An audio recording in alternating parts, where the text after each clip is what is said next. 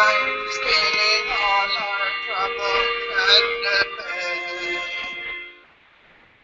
It is you that protect this child, that guard on this soul, that keep quiet his mind. It is you who walk on this earth, helping anybody who is left behind. It is you, this white fire inside, where the demons die, where the freedom lies. Whether day or night, whether smile or cry, whether left or right, it is always you.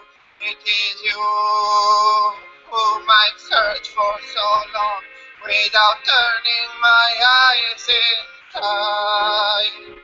And now that you're here in your light divine, that thousands of suns they couldn't shine so bright. That thousands of suns they couldn't shine so bright.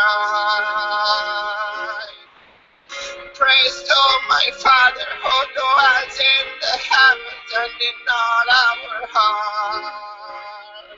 Glory to His Spirit that gives wings to our hearts, make it fly high above. Praise to the music that comes out of His mouth and put an end to our sleep.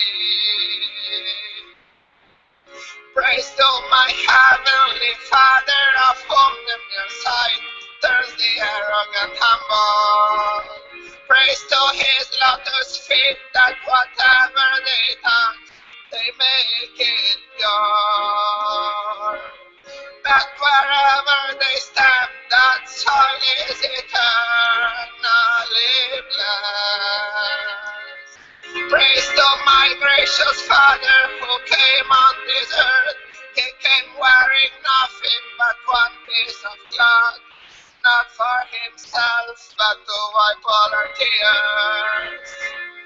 Praise to the most humble King who came on this earth just to carry us home, to remind us that we can forget of ourselves without losing Him. I don't know what is God, I don't know what is true, just replace me with you.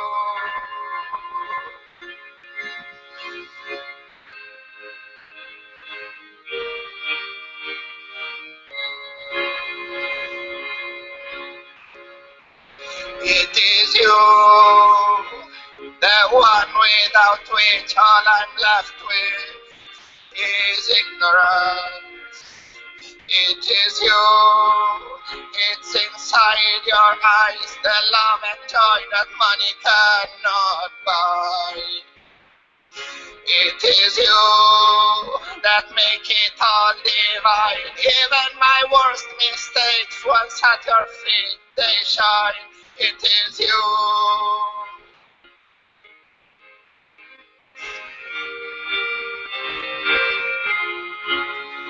It is you who remove all my doubts and replace them with faith. It is you, the love that never fades, the reason to smile even if I fail. The reason to smile even if I fail.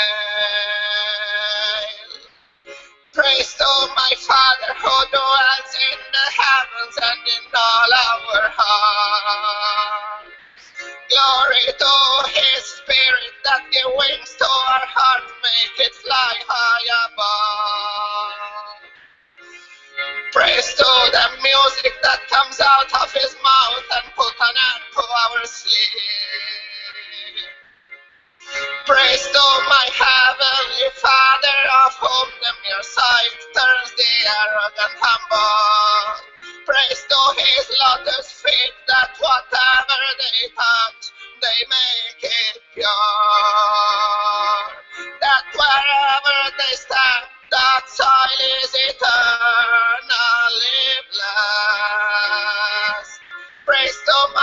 precious Father who came on this earth. He came wearing nothing but one piece of cloth, not for himself, but to wipe all our tears. Praise to the most humble King who came on this earth just to carry us home, to remind us that we can forget of ourselves without losing Him.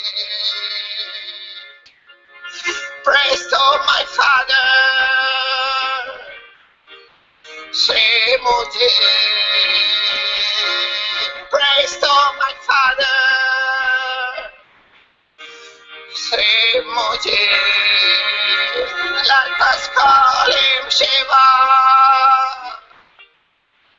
Mahadeva. Shiva, Lord Mahadeva, the greatest of all. Praise to my Father, whose love surpasses all beauty. Praise to my Father, whose love surpasses all blessings. Praise to my Father, Shimuji.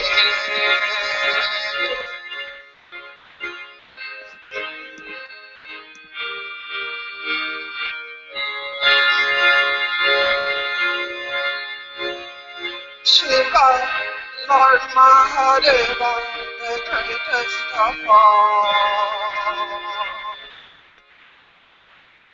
Shiva, Lord Mahadeva, the greatest of all.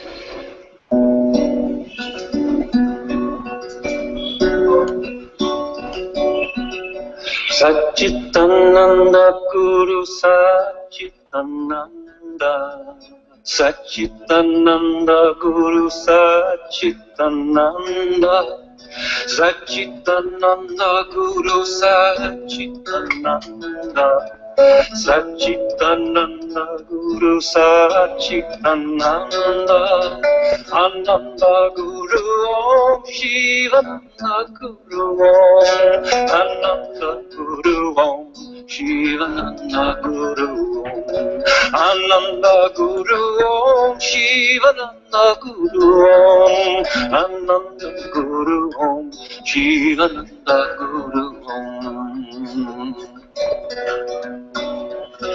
Satchitananda Guru Satchitananda, Satchitananda Guru Satchitananda, Satchitananda Guru Satchitananda, Satchitananda Guru Satchitananda, Ananda Guru Om Shivananda Guru Om, Ananda Guru Om Shivananda Guru Om, Ananda Guru Om Shivananda Guru Om, Ananda Guru Om Shivananda Guru Om.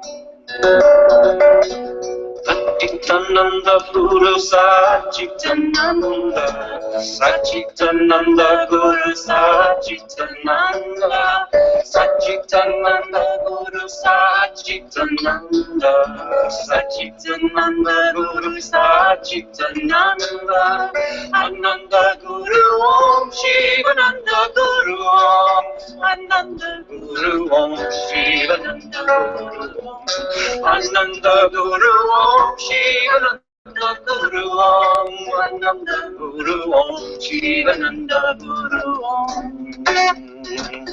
Satchitananda Guru Satchitananda, Satchitananda Guru Satchitananda, Satchitananda Guru Satchitananda, Satchitananda Guru Satchitananda, Ananda Guru Om, Shivananda Guru Om, Ananda Guru Om, Shivananda Guru Om, Ananda Guru Om, Shivananda Guru Om, Ananda Guru Om, Shivananda Guru Om.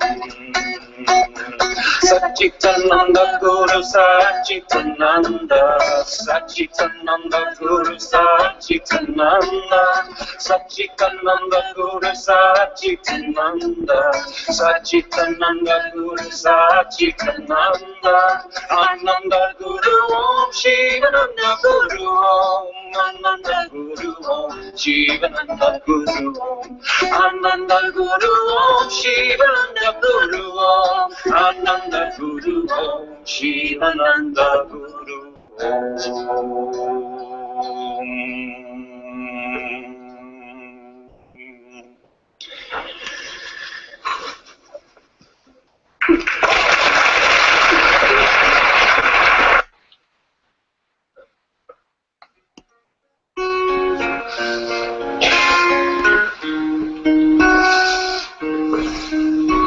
The Lord is my shepherd, I shall not want. He makes me lie down in green pastures. He leads me beside quiet waters. He restores my soul. He leads me along the right path for His name's sake. The Lord is my shepherd, I shall not want. He makes me lie down in green pastures. He leads me beside quiet waters. He restores my soul. He leads me along the right path for His name's sake. Even though I walk through the valley of the shadow of death, I will fear no evil.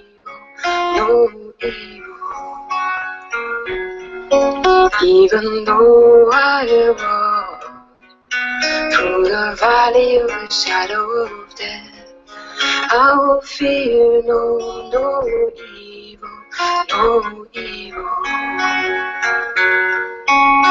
For you are with me. Oh Lord, you are with me. The Lord is my shepherd, I shall not want. He makes me lie down in green pastures. He leads me beside quiet waters. He restores my soul. He leads me along the right path for His name's sake. Even though I walk through the valley of the shadow of death, I will fear no evil. For you are with me. For Lord, you are with me. The Lord is my shepherd, I shall not want. He makes me lie down in green pastures. He leads me beside quiet waters. He restores my soul. He leads me along the right path for His name's sake. Even though I walk through the valley of the shadow of death, I will fear no evil. Oh, Gigi, you are with me. My Lord, you are with me.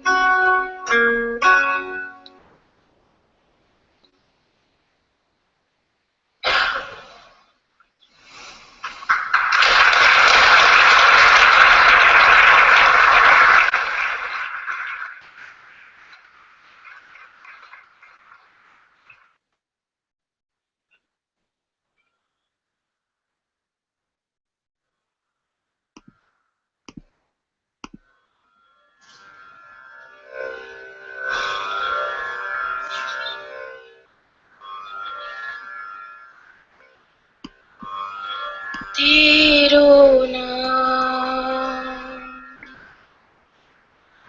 साचा नाम, तेरो नाम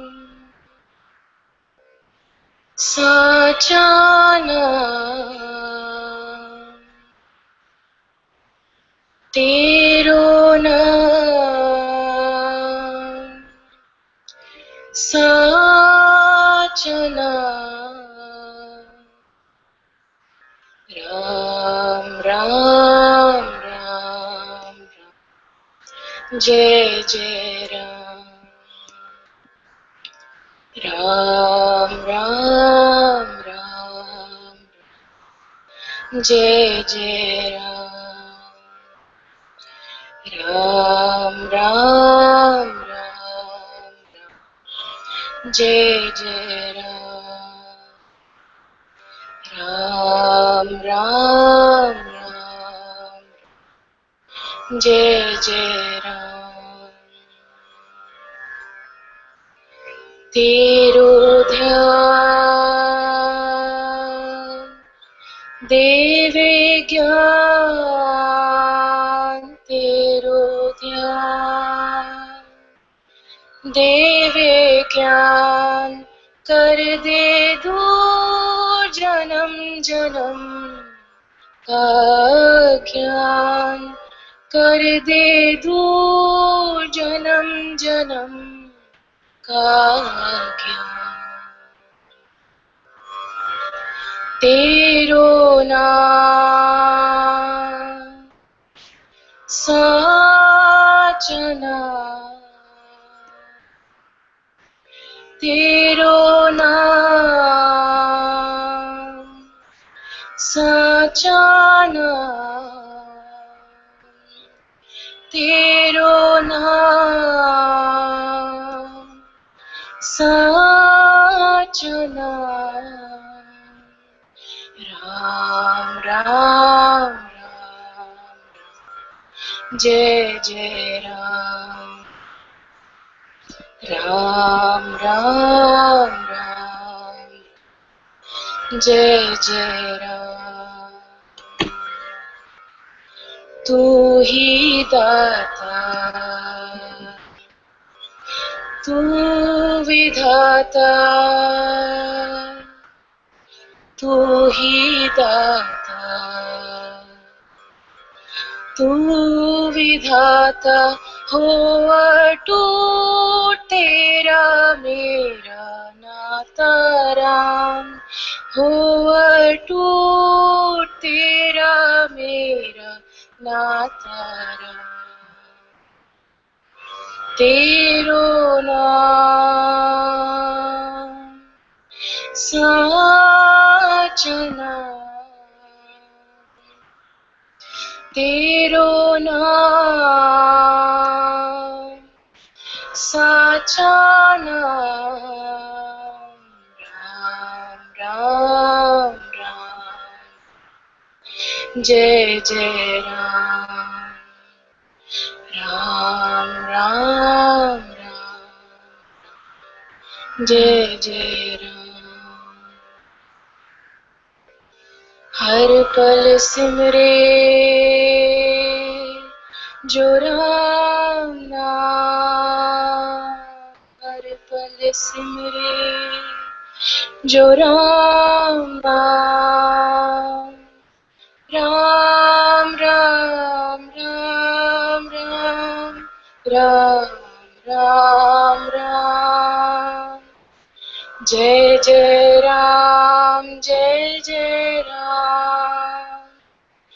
Ram Ram Ram Ram Ram Ram Ram Jai Jai Ram Jai Jai Ram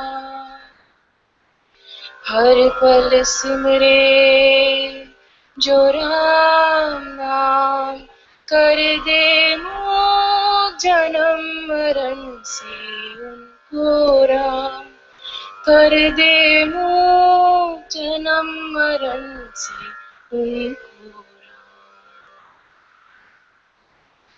तेरो नाम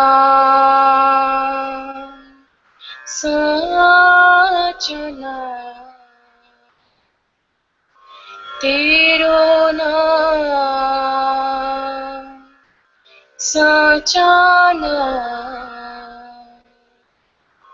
तेरो नाम साचा नाम राम राम राम जय जय राम राम राम राम जय जय राम राम राम राम जय जय राम राम राम जय जय Ram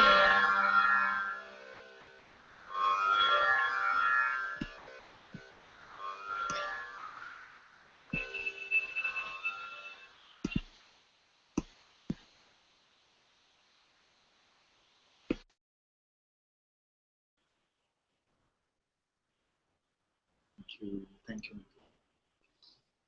Do I have a voice today?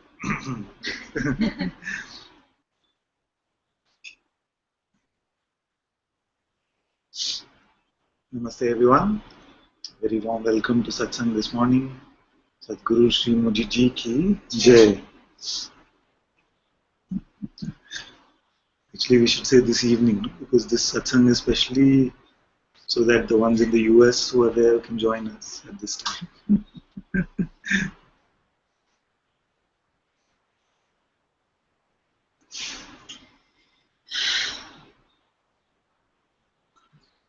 So there's been a lot of discussion I saw yesterday and this morning on Facebook about the noise in Satsang.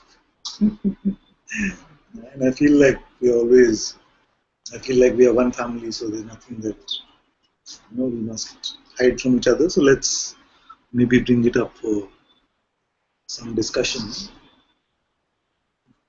Can we come in? Idea? Can we come in? We have a few minutes. I wanted to share something about this topic which was raised. Oh, sure. Yeah. No worries. Okay, thank you. So we were just talking about the. Oh, he's there with you. Where are you guys? Yeah, Ron is. Okay, very good. Ron introduced me to the satsang, so I see. he's my local teacher here.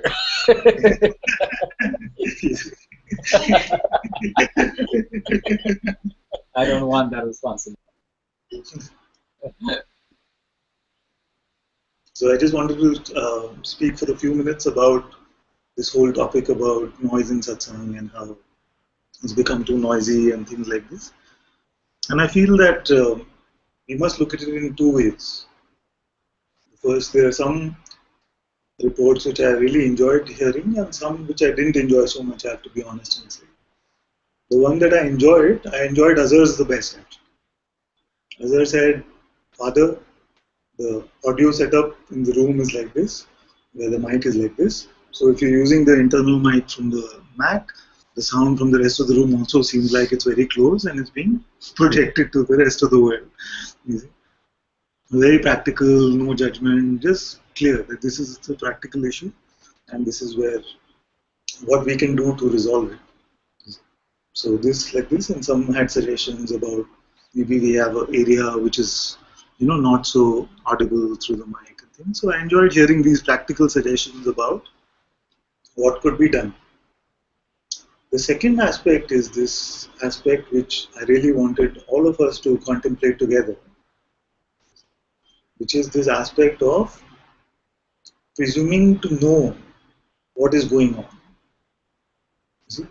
Presuming to, and I'm not pointing fingers at any of you, I'm just saying that generally it can be a mind tendency to say, yes, this one is just asking for attention. Maybe she or he is not getting enough attention, so she's just faking some noise and so that she gets attention from me or he gets attention from me. But do we really know this? Or isn't it just another presumption from the mind? And even if we know this and someone is actually faking it, then do we know what is the best solution for that?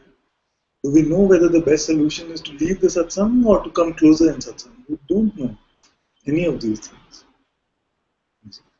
So what I felt to share was that I understand the practical aspect of it, and who doesn't want to come to satsang and hear sound which is crystal clear. I understand this. Of course, we've never been able to achieve that objective. It's not never meant to be that way. But the second aspect, which I wanted all of us to be able to look at, is what is it that we presume to know? Do we really know what is happening? Do we really know that there is no such thing as energetic release? Do we really know what is the best solution in either case? If it is an authentic energetic experience, or even if it is a fake seeming energetic experience, do we really know what it is all and what is the best way to deal with it? Or is it the same old functioning of the mind which says that I love my brothers and sisters forever unless it's inconvenient? So we must be able to look at these things. And this, I'm not going to blame anyone, of course. I'm sure if I was in a sangha, I would also want it to be very quiet and things like this. I understand that. And we'll look at what practically is possible. Maybe Azhar has suggested some solution to this where we could, maybe I put the mic back. I realized that once I left the mic, then all the room sound was coming a lot more. And sitting here, I didn't realize that it's bothering all of you so much actually, that it's that loud. I just presume that my loud, because it's facing this way, my voice is the loudest. I just presume that. But obviously that is not true. So those practical things, of course, we can look at. But let's not be so quick to jump to conclusions and say, I know why this one is doing this, and they have no consideration for me and the rest of the sangha. Do we really know any of this? And even if any of it is true, how do you know that it's not better for them to come closer, make all the noise they can for a few satsangs and then get over with it? We don't know. At least I don't know the answers to these things, but I do know that everything that happens here is the will of my Father. Some of you went as far as to say that, okay, I can't be in satsang anymore because it's too noisy. I can't be in satsang anymore because it's too noisy. And somehow that came as a surprise to me sometimes. Every time I read something like that, it's a surprise to me, because in my case, I would have gone to satsang if it was happening in a coal mine or a fish market. I don't feel that if Guruji was sitting in a crowded marketplace surrounded by fruit vendors or fish sellers, I would show up over there. So I want to say that I'm not neglecting the practical aspect of it. In fact, if I'd known earlier that it was so bothersome and I was not audible, we would have we'll do some experiments with the mic soon and we'll figure out how to sort it out. But I feel also it's a great opportunity for us to explore this tendency to judge, explore this tendency to presume to know what is going on. And I must also confess that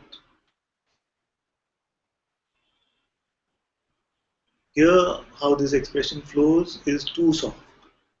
So if any of you ever expect me to tell one of my brothers and sisters in the Sangha, one of my children in the Sangha, that you should please leave the satsang hall, it's not going to happen.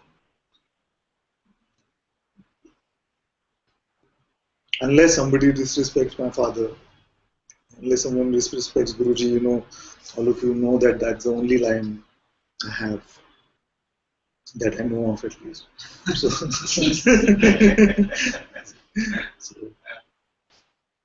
so if any of you are feeling that if somebody is,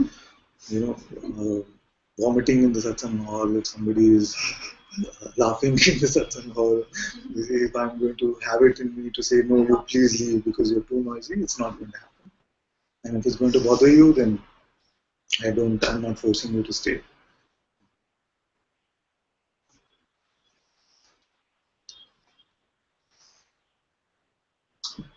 I'm not going to create any false expectations here that I've taken the feedback in such a way that, anyone now, if you make a little bit of noise and we don't know what's going on, I'm going to say, you please go to the terrace or something.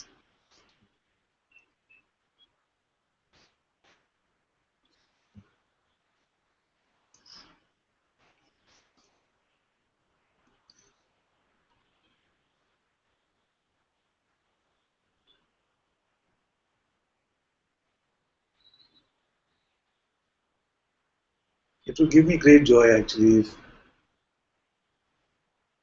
you would say that practically it's an inconvenience and really something here doesn't like it. I appreciate that, of course. It's very natural not to like it. And yet I send all my love and blessings to my brothers and sisters, and I don't know what's happening with them, to be honest. But I send them all my love.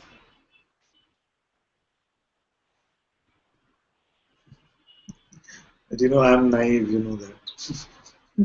When the trolls came into Satsang, there was a time where these trolls started coming to Satsang, and I wanted to share with them, I wanted to communicate with them and say, okay, so what are you saying? Can we? And then everyone says, you're just being silly. They don't want that, they want that extra attention. And then Priya, I think, sent me a video of don't feed the trolls. And I recognize, okay, something here moves with that naivety. I recognize it. But I, for one, cannot find it here to make a judgment and say, oh, this one is just faking it, this one is authentic, this one should not be this loud. I don't have, I'm sorry, I don't know.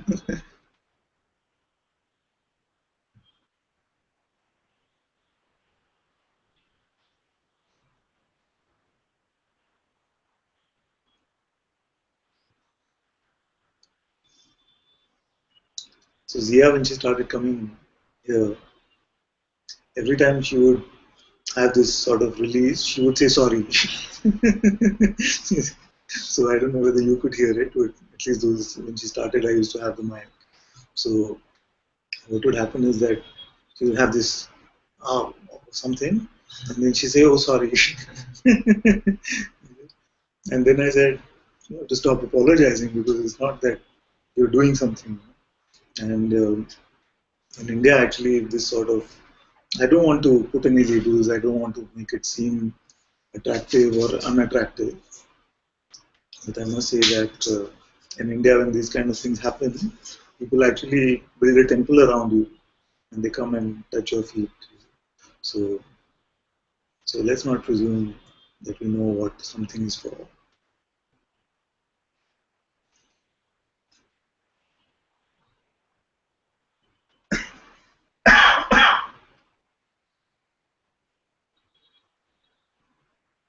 Actually, if there was somebody who was authentically sick in satsang and they had tuberculosis or something, and they had to cough, and it'd be loud and bothering anyone, I actually don't know what I would do. But my feeling is that I would say, okay, you stay, and if the entire sangha, everyone else wants to leave, it's okay. And I know it seems a bit strange what I'm saying, because aren't we in satsang to share these words, to be able to listen to these words properly? Actually, no. That's not truly the point of satsang. Although the words are pointers, they're important pointers, I've often said that satsang is really not about the words. And if you're not sensing the energetic presence of satsang, and you're just here for the words, then you will end up being only frustrated, because the words are all contradictory. The words seem to make no coherent sense. You see, so if you're trying to make a spiritual framework out of these words, you will fail, because you know that we say 1 minute that there is nothing to be done, and the next minute we say full force, do the inquiry. 1 minute we say you don't exist at all. Second minute we say whatever you do, don't believe your next thought. Yeah. So if it was just in these words, then it would make no sense. And many leave anyway because the words stop making sense.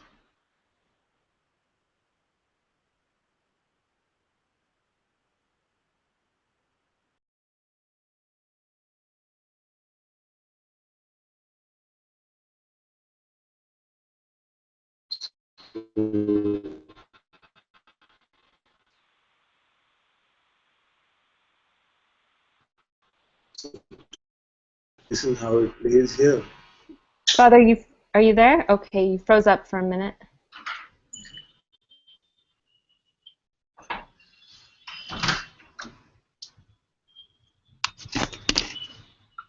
And some of you, whether you like it or not, are stuck with me, no matter what happens.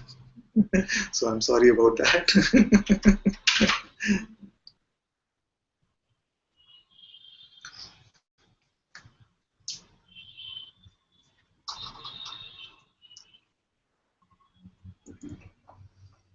So this is just something I don't want to start a debate about it.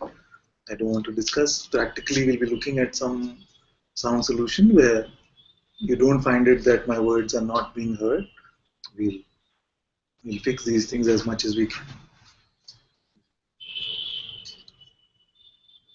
But we must contemplate what are our limits to love.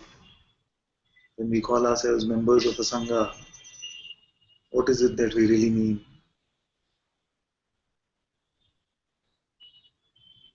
And are we really seeing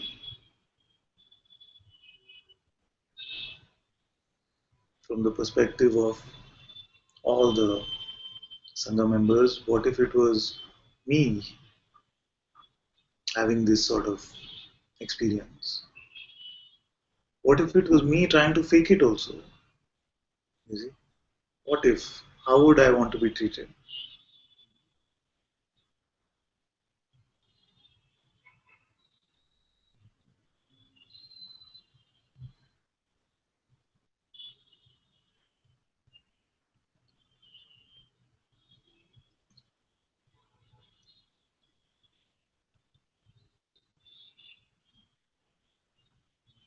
So it's very good actually that we as a family can discuss these topics. And it's never been for some of you who've been here, it's never been what Ananta says is the final word on practical matters and things like this.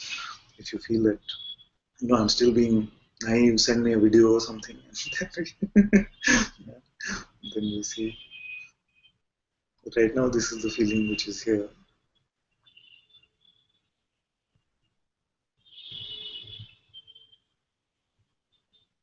We use this also as an opportunity to inquire.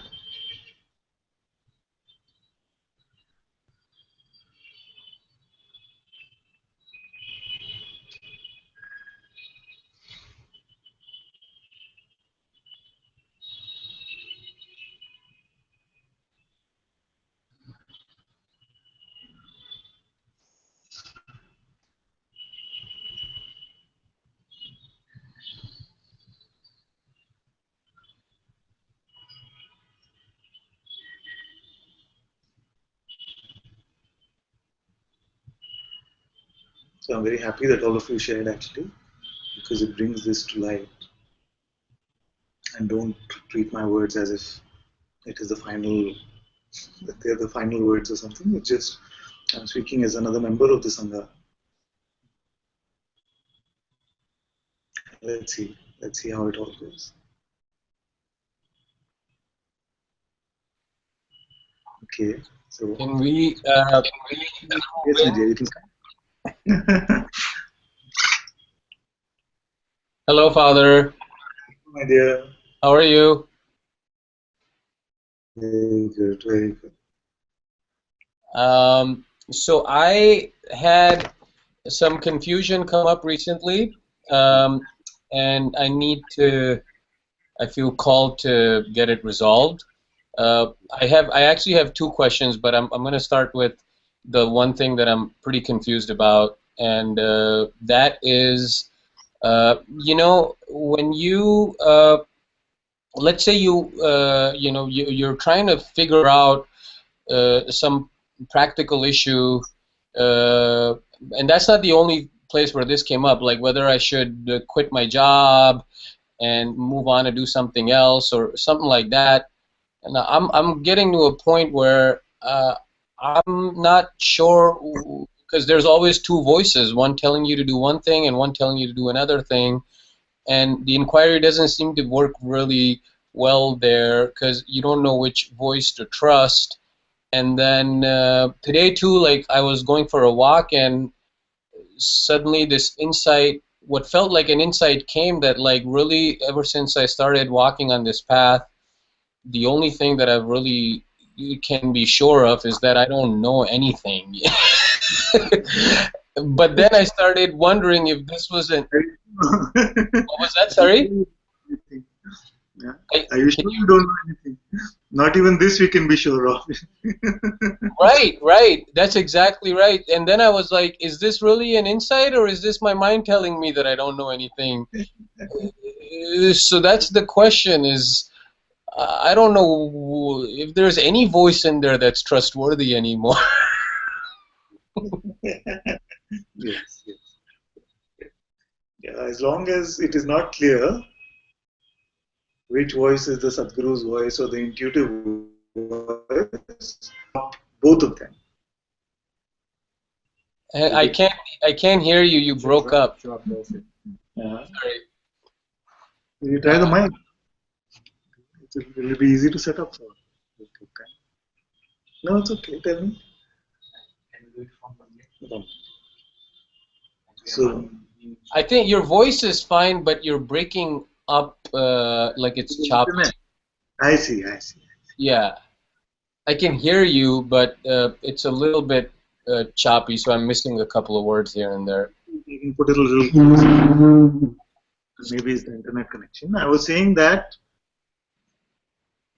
if it is hard to distinguish which is the voice of my mind and which is the voice of my intuitive presence, the spirit, Sadguru, whatever word you want to call it, then it is better to drop all voices. Because your intuitive presence is not in a rush. It is not expecting an outcome right then. I know that the mind sometimes poses very effectively, in fact, very authoritatively, as if it is your spiritual guide or your spiritual master. So, in fact, especially after you start coming to satsang, the mind will start taking the words of satsang and start saying that this is what you must do. Now, see, you're believing your thoughts. You're not supposed to believe your next thought. The mind itself starts playing as if it is the teacher. You see? Yeah. So, you're completely right that there comes a time where it seems a bit indistinguishable between the voice of the mind and the voice of the presence, the intuitive presence. So it is best in those cases to drop both of them. Don't go with any voice, don't believe anything it is saying, and just see that life continues to unfold in some way or the other.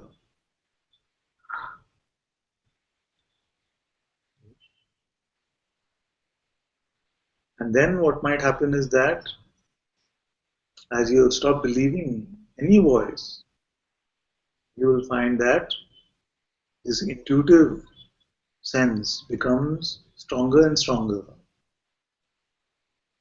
But the funny thing about intuition is that as it gets stronger, our interest in trying to control our life in practical matters also reduces.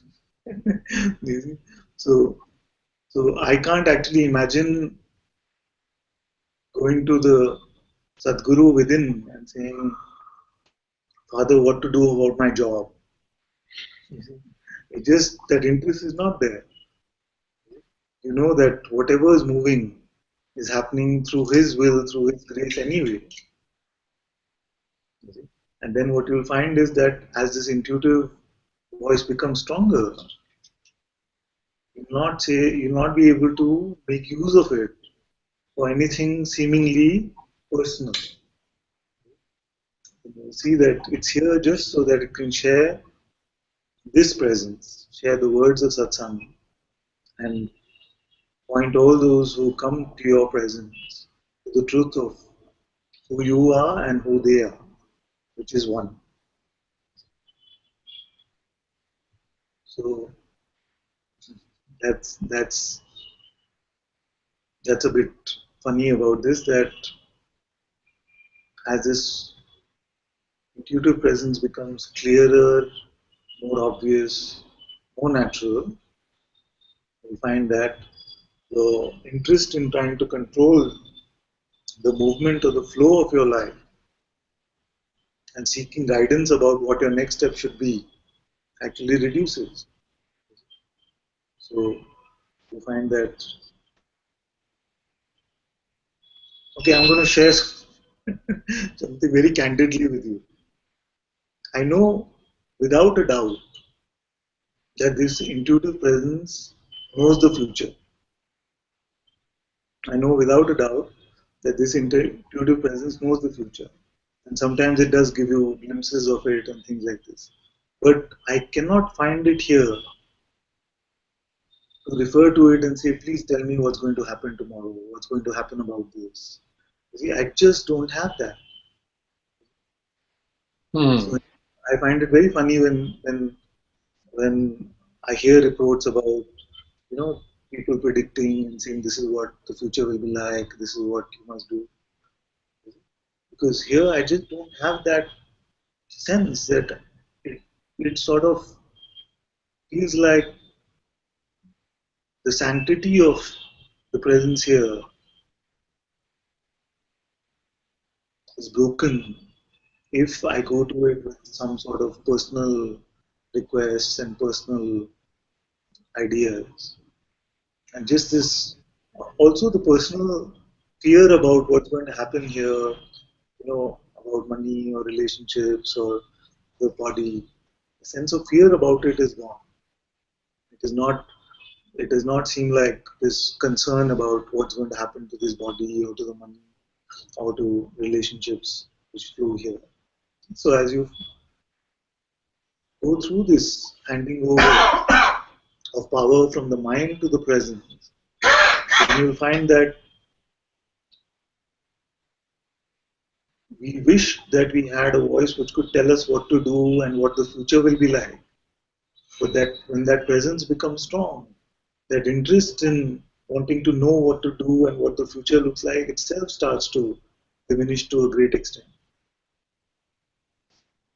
So until this intuition deepens, like you're saying, should we practically, would you say that just going with any course of action and just trusting God and just saying, okay, this seems right, and then just picking one and not getting too much caught in a mental space, is that sort of what you would recommend? Yes. This is what I would say, just to make it simpler for you. It is exactly what Bhagwan also said, which is that as long as you feel like you have some choice, as long as you still believing that you are the doer of your action, then make the choice not to go along with your thoughts. That is the only choice you have to make. And I find great. Just give me a second. कमला क्या बेटा? थोड़ी दोपहर को 12 बजे.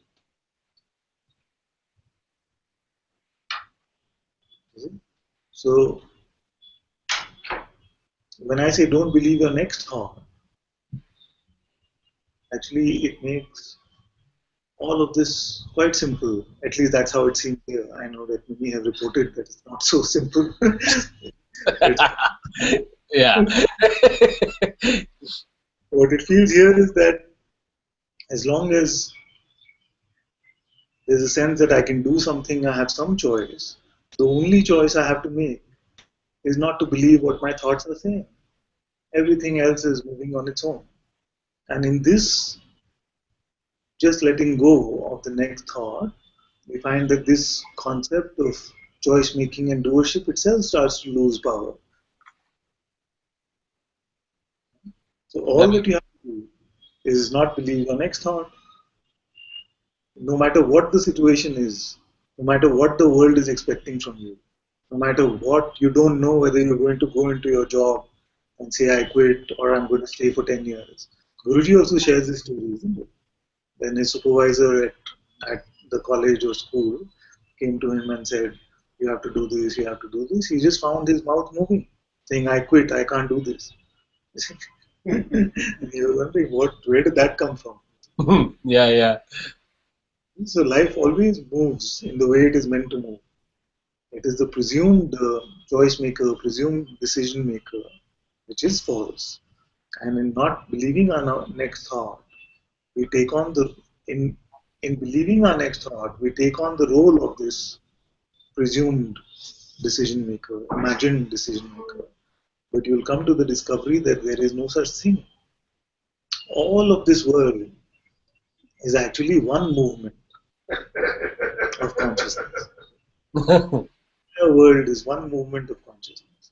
There's also a law in physics which says that every time you change the energy level of one atom, the rest of the universe has to adjust itself energetically to that change of energy. So every atom is interrelated, correlated. So imagine that if you just warm up your hands a bit, you're changing the edge of the universe and every atom between here and that. So this physical realm is, even physicists are coming to similar conclusions as Advaitins actually, to see that all of this is one energetic movement. Just like there is one ocean, but seeming waves. And when the wave is going up and it's crashing against the rock and things, and you say there is no wave, there is only ocean. But I am crashing against the rock. What do you mean there is no wave, there is only ocean? But when the discovery comes that this oneness, one being, one consciousness that is moving. Although this body seems more intimate.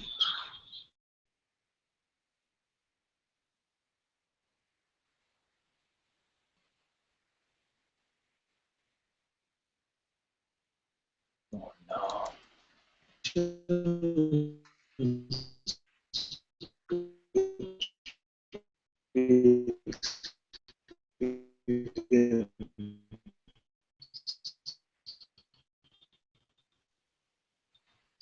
Seem like they belong to this.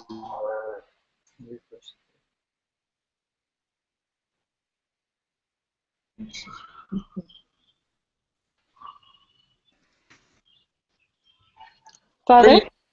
You froze again. Can you repeat what you said in the last 20, 30 seconds?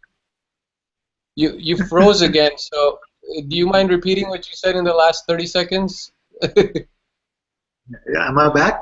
I'm back now. You can hear me? Yeah, now I can hear you. What did I say? I know the only bad question in satsang is I said the only bad question in satsang is, can you repeat yourself? As a Reza is reminding me, you were talking about the wave and the ocean, and it seems to the wave that it is separate when it is crashing against the walls. Yeah? But actually, when it realizes that it's nothing but the ocean itself, then this sense of individual doership, we're just like these waves pretending to decide whether to go left or right, whether to go up or down. That all of it is the one movement of the ocean in itself. Got it. The other question that this is a shorter question, so I'm sorry for taking up too much time, but the one other thing that came up for me was I find myself, because of all the joy and benefit I've gotten from this satsang and self-inquiry, I find myself sharing it with family members and this kind of thing, and then part of me reminds myself that Papaji says just be quiet and do your thing. So I wanted to get your thoughts on whether this sharing of this newfound information is like something that the mind is just coming up with, or I mean, I guess it's like a flavor of the same question that I just asked. It's a flavor of the same question. So what? Okay, if it freezes up again, I will rejoin the hangout. So just let me know. I know that the same thing would happen here. That as I was finding some peace, some joy, some truth in what I was experiencing, I wanted to share initially, but Grace had made it such that nobody wanted to listen to me.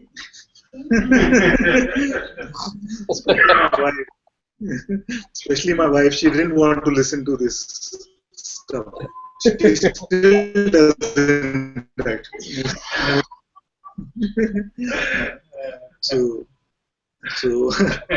life created the circumstance where every time I would try to share with my close friends or relationships, they would just shoot me down and say, keep quiet, we don't want to hear this stuff. You are happy, tell us all this. Is this world a dream? Or then you know what I did? Actually, there were some people who used to work for me. So I would go and get them. They were hostage, right? They couldn't even.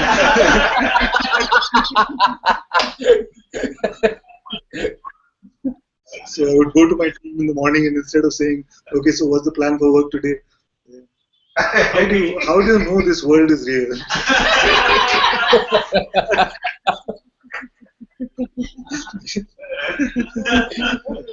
That's what it seems like. What happens sometimes when I hang out with my friends, like they don't want to talk about any of this. So what was happening is that I used to wonder why they don't want to hear it, because it's so beautiful and it's so helpful, but nobody wanted to hear it. So, but I could sense that they are listening, but they're just listening because they have to.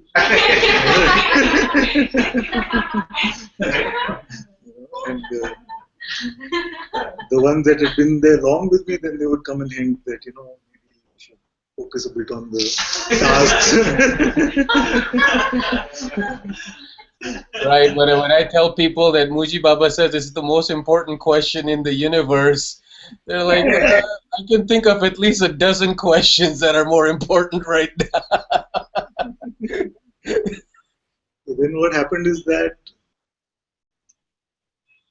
I could see my wife suffering through various things that were happening in her life, and she was just not open to the inquiry, who am I? So many years ago, I used to go to Ramesh Balsekar. So I told him that, all this is helping me so much, and I'm reading Maharaj, I'm coming to you. It is so helpful. But my wife is just not open to the question, who am I? What should I do? He said that, wait for her to come to you one day. Which means that don't have to force this down anyone's throat.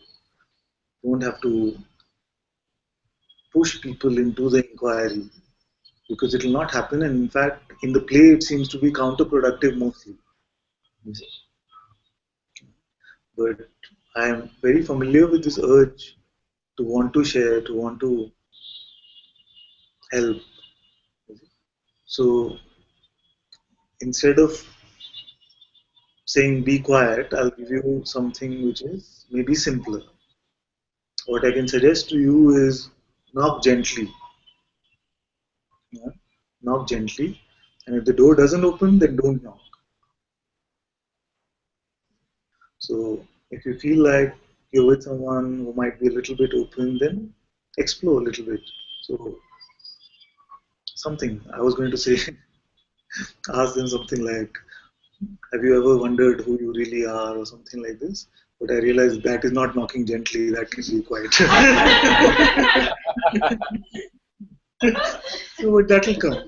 If your feeling is to knock gently, then the right words will come at that moment.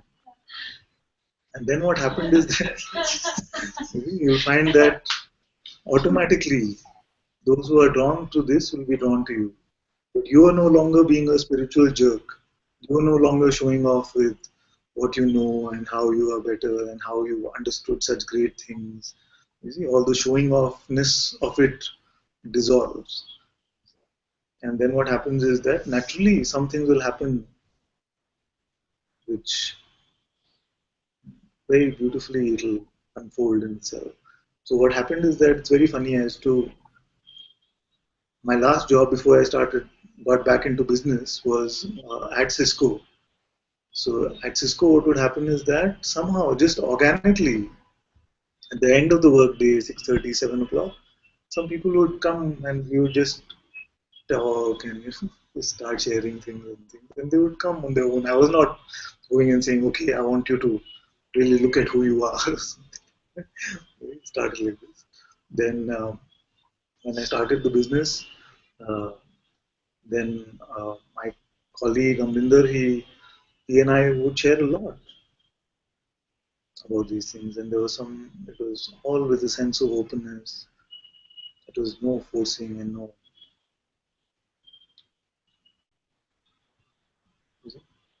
It's just as simple as that. When somebody's sleeping, they're enjoying their sleep. Right? Yeah, they I don't mean, want to. I've shared it with my mom and a few other people, and what's happened is I've knocked gently and they've become interested, but now they're asking me questions, and I'm like, I don't know, just watch Muji Baba or Ananta Father's videos. Like,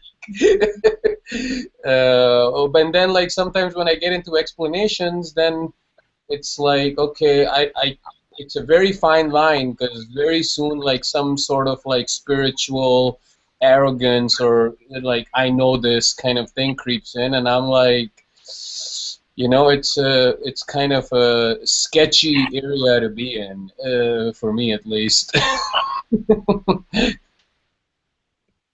Very good that you are able to spot this, which will keep you in check.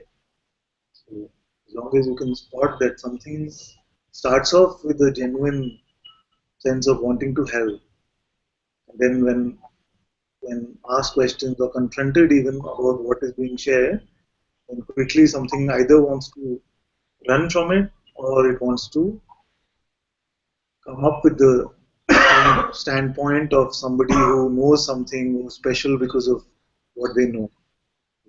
So both of these will start to fade away, to dissolve, and you find that very naturally you're just, as you're listening to the question which is coming from there, you're also listening to the answer which is coming from your own mouth. Not so attached to what you are sharing, seemingly you are sharing. You're just seeing that this mouth is being used and something is using to share the words of truth. So it becomes like that. Even in satsang, this is what happens. Just I'm hearing the question and I'm also hearing the answer. Beautiful. Thank you so much. Otherwise, it Father, can may I become very. come? Hi, good evening. Can you hear me okay? Yes, but when you put it closer, it's better. Okay. That's it. This is better now? Much better. Okay, good. I don't know what I want to say. I don't know what there is to say, but I really feel like I should say something.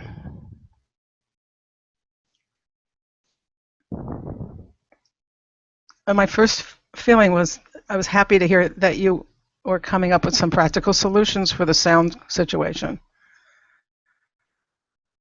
That felt really nice and good. And I wish we had all said something earlier. But I'm glad there was a solution, because for me, my comments came from just this pure desire to hear your words, just to hear them unobstructed. There's such a craving to hear what you say. There's such a need to hear it. And with the sounds in the room, it was really hard. And it technologically, with the earplugs in the ear, the sounds were coming into the head, and it made it really hard to focus on what you were saying. So that was the strong feeling here. It's very good that you all brought it up. If you would not even share that, then you would not know. I would just presume that it's just like background noises that you're hearing. And my voice is like clear. So it's very important that you brought it up. And we'll look at what. I thought.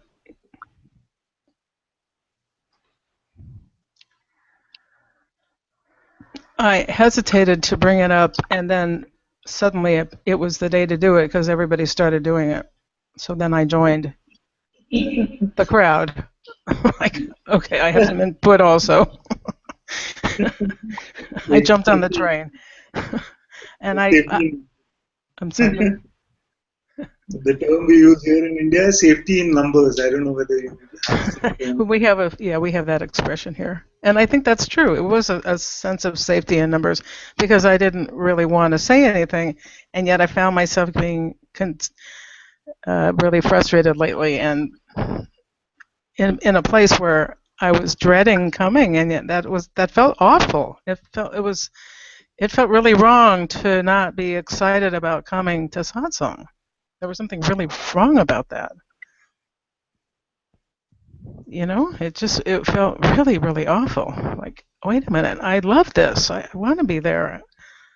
I want to be there in person. And it made me really sad to be, and I'm feeling sad now saying that out loud, like, oh no, it's satsang tonight, instead of, oh yay, it's satsang tonight. So It was really disturbing that I was having that reaction, and I didn't really honestly think I could say anything about it. And I didn't want to hurt your feelings or anyone's feelings, and it was bringing up an incident from the past. Oh my God. Where I was in a group. It was a very, oh my God, it was an identity-driven group. You know, we were organized around being a certain identity. And then I found non-duality. I found Advaita. And somebody said something in the group one night, and I objected, but I did it in a very Advaitin way. Oh my God. And they all threw me out of the group, and I'd been part of this group for 6 years. I was intimately involved in this group, and we'd meet at my house, and oh my God. It's very traumatic. That was about 3 years ago, I guess. Anyway, so I was having fears like, oh no, if I do that, they're going to throw me out en masse. They're going to all rise up and throw me out.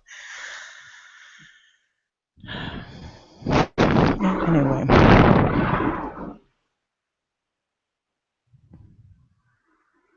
And when you were sharing tonight the part about using this as a contemplation, a part of me felt scolded, you know, chastised, you know. Dad's upset with me. Oh my God, this is bad. I'm a bad girl. I'm not gonna, you know. I have to hide my face. I better, you know, shut the video off so you can't see me. That kind of stuff.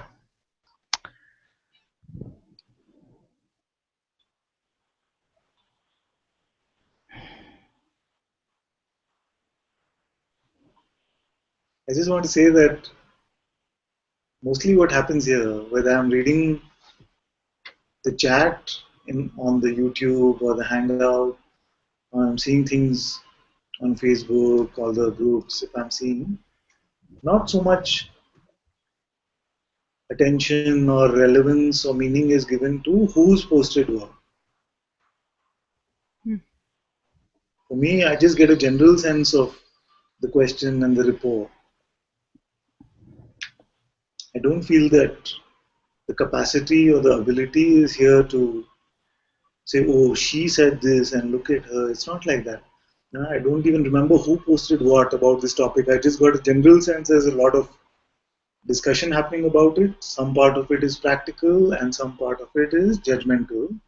So I felt that the practical part, we must take on the feedback and see what we can do to improve the sound. And the judgmental part is a great opportunity for all of us to contemplate. It led to a great contemplation here also. You see, and it continues the contemplation. I don't feel any of us will ever come to a point where all insights are clear. Fresh insights, fresh looking, fresh contemplation will continue. And I feel it's a great opportunity for me to look at some things, me to look at also how this expression plays out, and me to be able to confess also a few things. You see, because we're used to very strong masters. We heard of Maharaj and Papaji, Guruji also, in relation to the expression that flows here is much stronger. Here is a big softy actually. So I have to be able to confess that. So, say that I will not be able to ever say, okay, you get out, or you, it's not happening. I shouldn't say ever because you never know. But most likely it seems like it will just not be. And if it, here it's much more timid in its expression, where if it is happening, then it is just accepted and okay, what is my father's plan for this? I don't know. Well, I think the softy of you is certainly your great appeal. it's the truth that you speak, and it comes through the softy. So it's very, very appealing. And I'm just going to say this. Okay, so this is the mind speaking or whatever. I don't know who's speaking. But anyway, there's a sense of saying, and maybe sometimes you're getting taken advantage of. Maybe I take advantage of you sometimes. I don't know. Maybe I do. Maybe that's my satsang here. So maybe I take advantage of that softiness of you. And I'm expecting you to be the father I never had or whatever, you know? Maybe that's part of it here. You see, my daughter, she has me wrapped around her finger, actually. My physical daughter I'm talking about. No, I know. So my wife tells me, my son will sometimes say, but you never tell her anything. And she says, but you're always too nice to him. Why don't you tell him to sort this out? So all my children, they complain about the other children. And I'm used to that.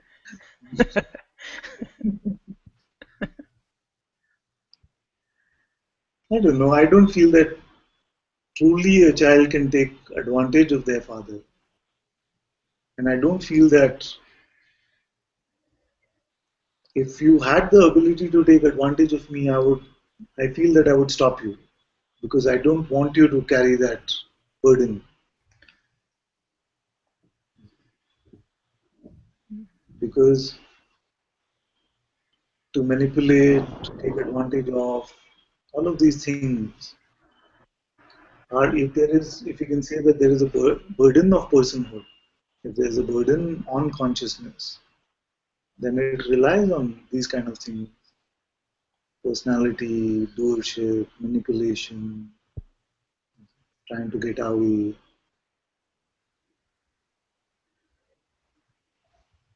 I really don't find anything here which can be taken advantage of. I know some of you reported, and it was very sweet. It was very sweet also. So I don't want any one of you to feel that I don't recognize the sweetness of your reports and your complaints. But the sweet part of it is not enough order for contemplation, and I'm always attracted towards what we can contemplate. So I found it very sweet, like Radhika is saying, so much is burning because thank you for the chop, but I'm not meant to chop. I found very sweet what she said that the other day, yesterday or day before, where his body Monday. had this little bit of fever or something, and I said, let's all be in silence. And yet, how it flowed was different. Some questions came, some long answers came. I saw that. Even that, although it's very sweet of you to say, and I love my children in this way, they want to take care of me, it's very sweet. But I don't feel that really anyone took advantage of me. It's more that the question came, and if I really felt like nothing is moving from here, then the answer would not come. You see. So just it was happening, and in fact, I said later in the satsang that I feel so much better, and I don't know what that whole thing was about not wanting to speak. So we don't know these things, and yet I really appreciate the fact that some of you came and said that take care of yourself better and take care of your health and these things. I recognize because those are the exact same things I've said to Guruji over the years as well. Why you don't take care of your health? I can look at it from both aspects.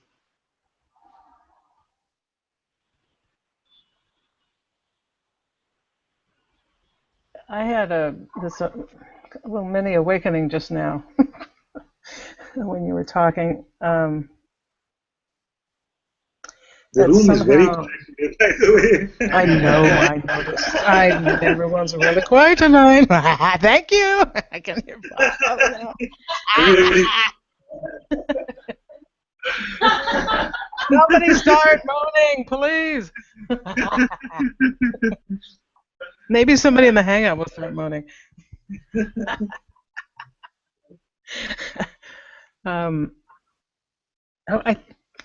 One of the benefits of my my relationship with you, whatever this is that I had this weekend for Father's Day. I really was appreciating my father, and I hadn't for quite a long time. He left the body 10 years ago, and was like, okay, that's great. And I can talk to him in the non-physical, so it didn't feel like I needed to honor him. Some music just happened around me. I can angels. But it was the first time I posted a picture of him on Facebook. And I thought, God, that's interesting. Wow, look at that. And it was really nice. And I went and looked for a good picture of him. And I thought, that's because of my connection with Ananta. It was a direct something. So I appreciate that. Okay. Very good. Thank you. Very good. So you'll also find that, I don't know the details of this situation, but you'll also find that as you're coming to the truth of who you are, all the grievances, all the ideas we had, there's something very beautiful in the Course in Miracles, which the exact words are not coming up right now, but love has no grievances or something like this, where we realize that all of this, it was very enlightening for me here when I started reading the Course many, many years ago. It talked about grievances. The first idea the mind said is that I have no grievances against anyone. Then I said, okay, let's look. And I found that everyone I was looking at in my mind, I had a grievance against them. Everyone. Oh my God. Oh my goodness. That's true. I realized that it was so beautiful to check this. Everyone I had a grievance against. And as you go along in this journey of self-discovery, in the dropping of past conditioning, all these grievances will also drop themselves. And you'll find yourself not trying to be forgiving. Not trying to be forgiving, but naturally you find that in your expression you're not holding any grudges. And you might even have these signs of love showing up where earlier it was only grievance.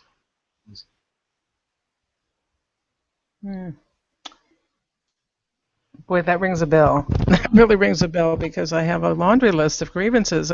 There's somebody's name. It's that friend grievance, that ex-lover grievance, that ex-girlfriend. Oh yeah, I got a list on that one.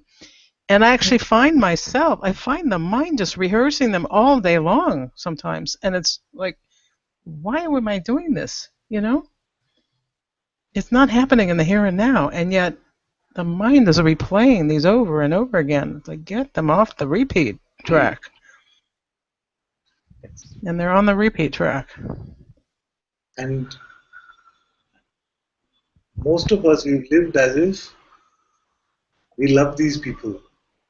But we find that we only have, not only, but mostly have needs and grievances from them. Then, as we come into true love,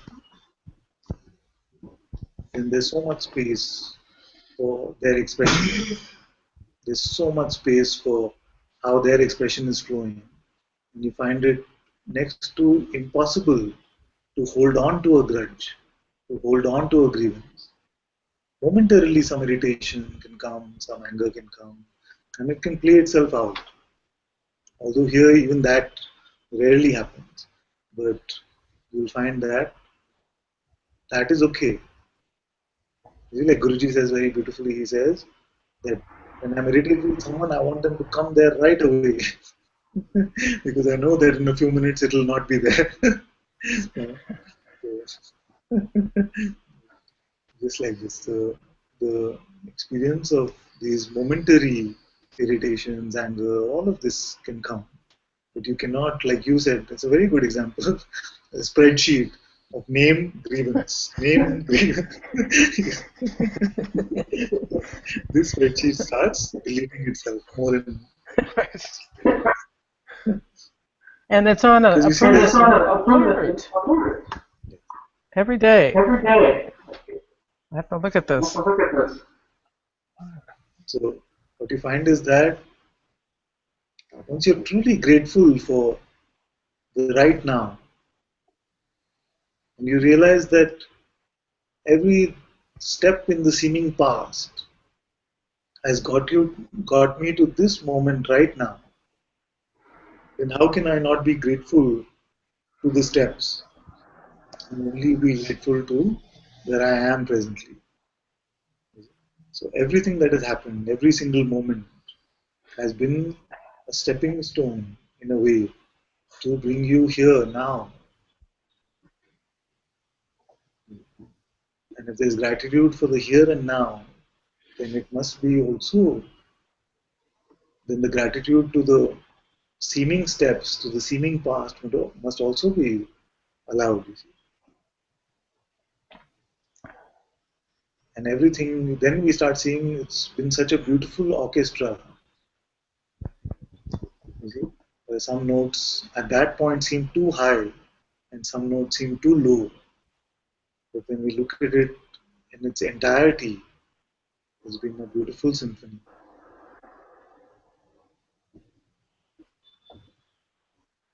So our life becomes this, is looked at objectively as this symphony of events and activities.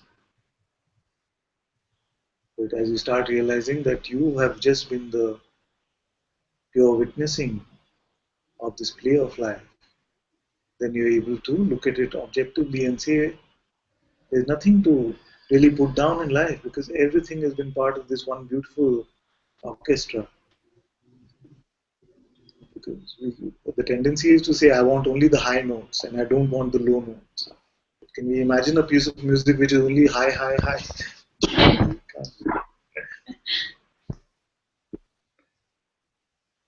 No, it wouldn't sound good.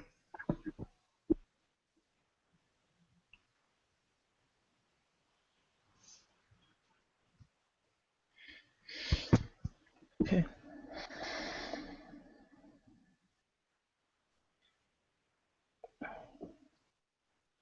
So I feel that one thing I forgot. There were two practical aspects which were brought out in the reports, isn't it? One was the aspect of the noise and the seemingly distractive noises which was coming, and the second was the aspect of people coming and sharing very, very long reports and things like this. So for the first one, we'll fix the sound setup, but we will not be able to change the setup of satsang in the sense that everyone will always be welcome. So that is I don't about the think first thing. I don't think that was my suggestion. Yes, yes, not just you. Like I said, I don't know what you Yeah, specifically that what is. wasn't one of my suggestions. No, it wasn't one of my suggestions. Yes, no, I'm now speaking much more generally in terms of the overall response that we got. So uh, that this was the first aspect. The second aspect was the long reports and the questions and things like this. So what I was feeling to do anyway since yesterday was that maybe like when we started, we used to be on Ustream and people would share their questions in the chat and I could read them out. So Ah, maybe for a few days we can try that. And if I find that there's some juice in the question, something that we need to look together in, then I look at the question, I read it out, I answer it, and I can give you an invitation to come up, and then we can have the interaction. So maybe just like Ustream, we didn't have the possibility to have the two-way interaction anyway, but maybe that was helpful in the beginning. So maybe we can go back to that for a few days and experiment with that and see how that would work. Where I feel that once you have to write, like Papaji used to have these letters mostly because of his hearing. But I find very good that people would really contemplate and with some clarity put their question and report in the letters, and he would read them out and then invite people to come up. So if the Sangha feels that that could be a good idea to try out, you can also try that. I also was thinking in practical terms, it may be another reason to switch over to the Zoom platform because of the quality. Yes. But Zoom, yes, but Zoom also, you sent me a message saying that now there is chat also, isn't it? So it's good. Maybe we can do. They do have chat. Yeah, they do have a chat alongside of, and they have a hand raising feature where you raise your hand and you would So see that. Azhar and Namba and some of the team here also has done some experimentation with Zoom now after your feedback. So what I'll do is after the satsang, we'll have a meeting and discuss what are the pros and cons. We'll discuss it after the satsang is over. We'll have a separate discussion on Zoom and how it can be used. Okay. And I did mention to Azhar that I'm available to process one satsang a week. I could process it from the cloud and then upload it to YouTube. So I'm available to do that. Yeah. Okay. So what does everyone feel about writing out the question, typing down? So for a few days we can experiment with this. That you have something? Yeah. Same suggestion on that, like instead of people just on real time typing, probably contemplate in something like Guruji after Sunday Satsang, we have like letters, so probably we have some mailbox where you can drop something and then you can pick up whatever you feel like. So that question would make more sense.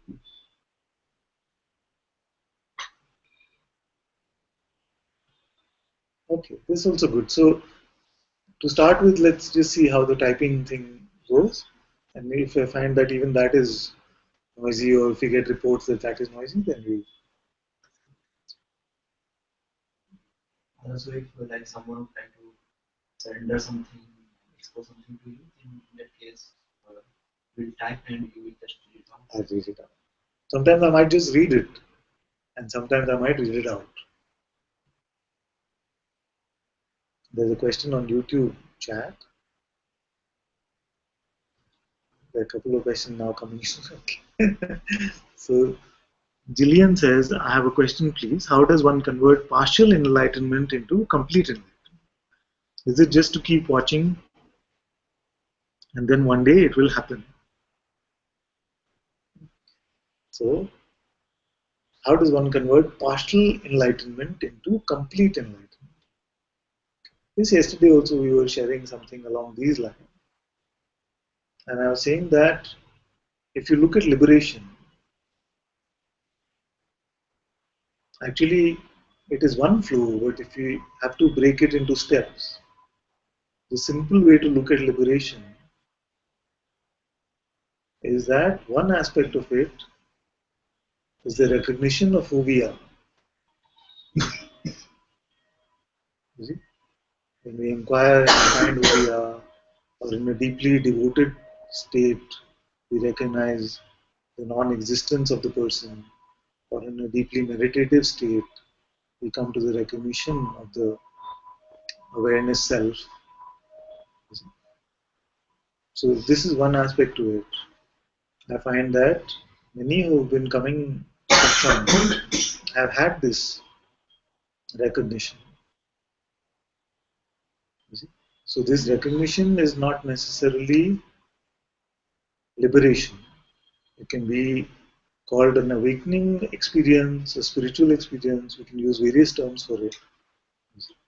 So it is an important aspect of this freedom, but it is not the only thing.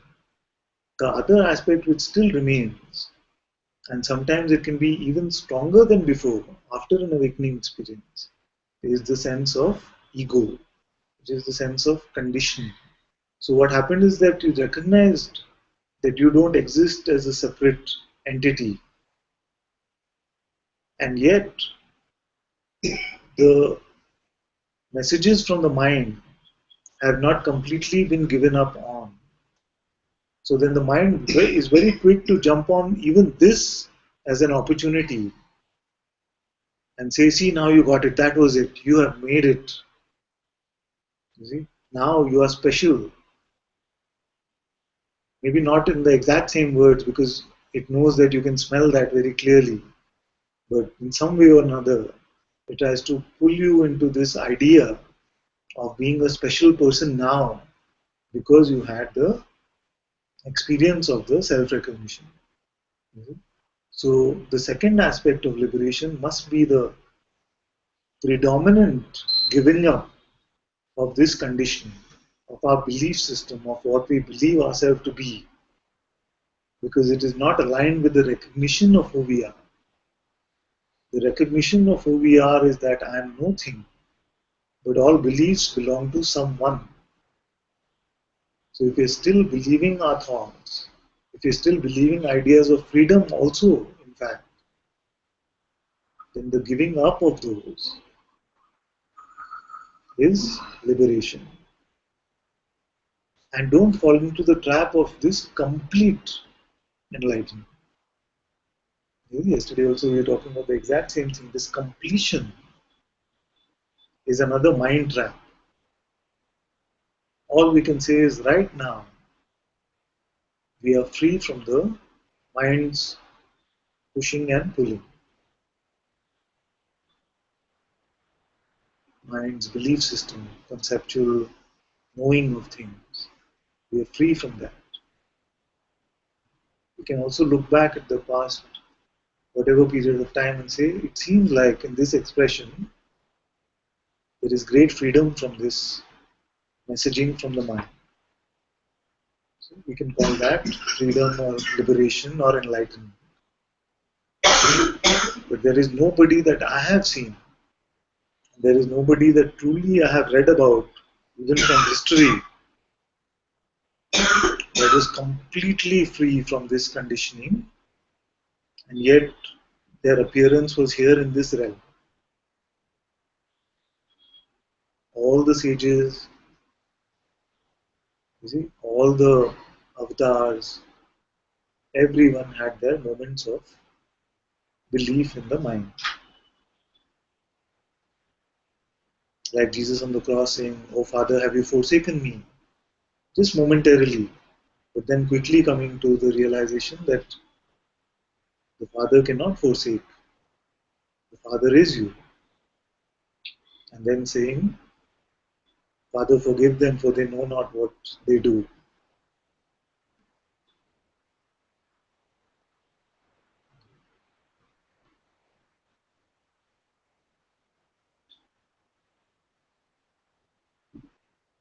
So don't worry about completion.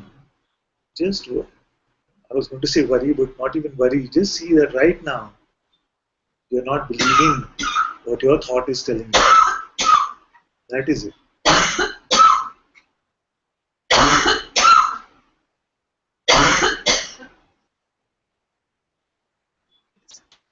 So, Anilji has a question. He says, Bhagwan, what is the heart altar? So you're there. So the heart altar basically came up because in one of the groups or one of the chats, it was happening that somebody would come and report something or surrender something. You want to expose something for it just to be surrendered. But when it was done in public forums, when it was done in chats, then a lot of people were reporting on it. A lot of people would report and say, no, no, don't worry, it's like this, it's like that. A lot of Advaita responses were coming. A lot of advice was coming. But the intent was just to expose it and to let it out. So then one day this sense came that let's create a forum like this where everything can be surrendered at the master's feet. With no reporting, with no chatting about it, with no response coming about it.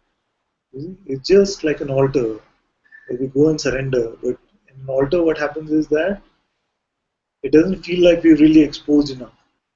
So So here we're exposing to the Sangha members, to the close Sangha members who felt that they would have wanted to surrender something. So those are invited there, and you come over there, and whatever you feel, some belief system still gets you something you want to offer up and surrender at the feet of the master, you can post it over there. That was the purpose of it. Of course, more recently, also it has been used to bring things to my attention, which is okay a little bit. If it becomes a habit, then we'll make a guideline about it or something.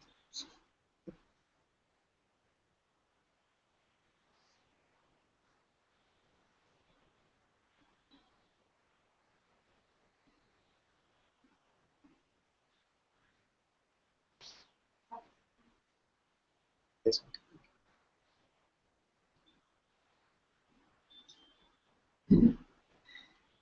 Oh, sorry, but this question of the night. Come.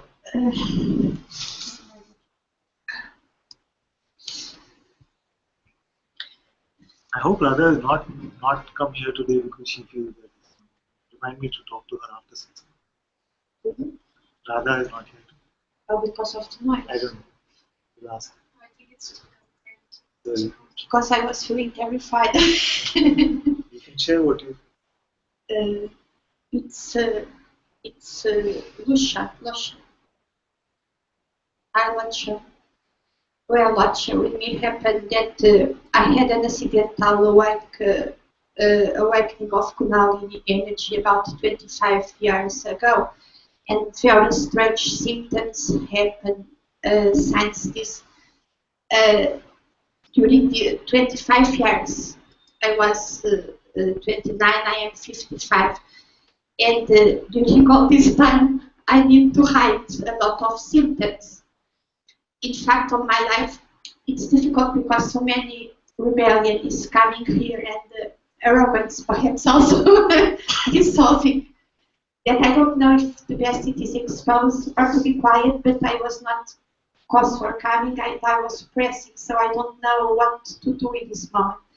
Because in fact, it is in all this lifetime, I was not supposed, I was feeling or believing I was not supposed to express. For my parents, my breath was very noisy, and I was many times trying to suppress the capacity of breath.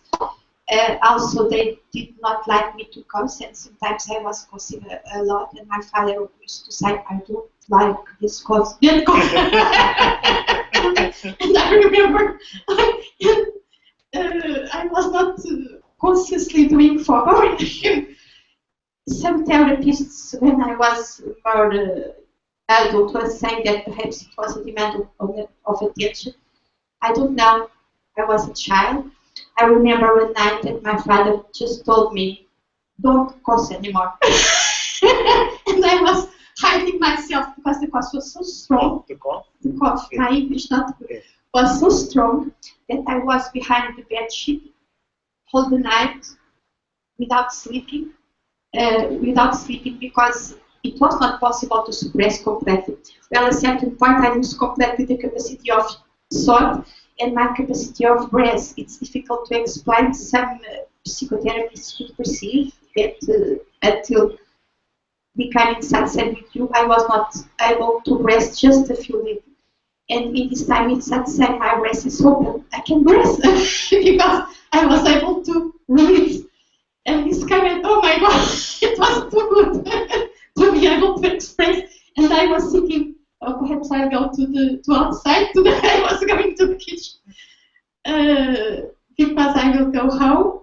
Perhaps it will be a relief for a lot of people, but I want to come back.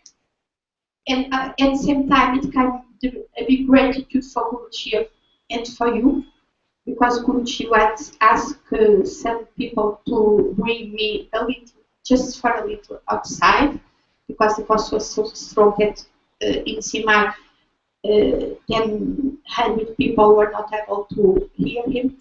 But I never found any judgment. Never. And sometimes myself, I'm trying to to find it is just a demand on attention, and I'm open to you to tell me if it is not necessary or no. For what I'm perceiving, you don't give any importance to us as person. Coffee, not coffee, it's my idea now. And also, I want to share by my experience about the noise of what I feel like the noise of the others. That curiously, perhaps because in a big part of my life I was familiar for strong, passionate people and strong and psychotherapies and strong releases. And I like, for some reason, I like this kind of noise. For me, it's not very noisy. And it's Satsang, it's amazing for me. Just I have this fear of release my own things. And it's curious because what for me comes, sorry if there are a lot of arrogance in what I'm saying, but I need to release this arrogance also. What for my kind of sensibility is more noisy is not this, screaming. My own cough is not noisy for me, of course, but when there are others coughing or screaming or shaking and so on, for me it's not very, I can feel a lot of energy dissolving and peace inside. The more noisy things many times come with some softly and nice and properly conversation. I feel so nice, so nice.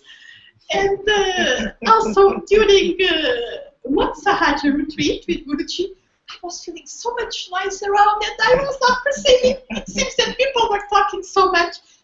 And this came in different stages because at first I was confused. It's an hallucination because in fact I was getting crazy with all this noise and I was having anxiety crisis and so on. A certain point it came from me, oh, so much thoughts are being releasing here, so it's the thought of the others. And in this stage I'm perceiving it's my own noise projected in the other.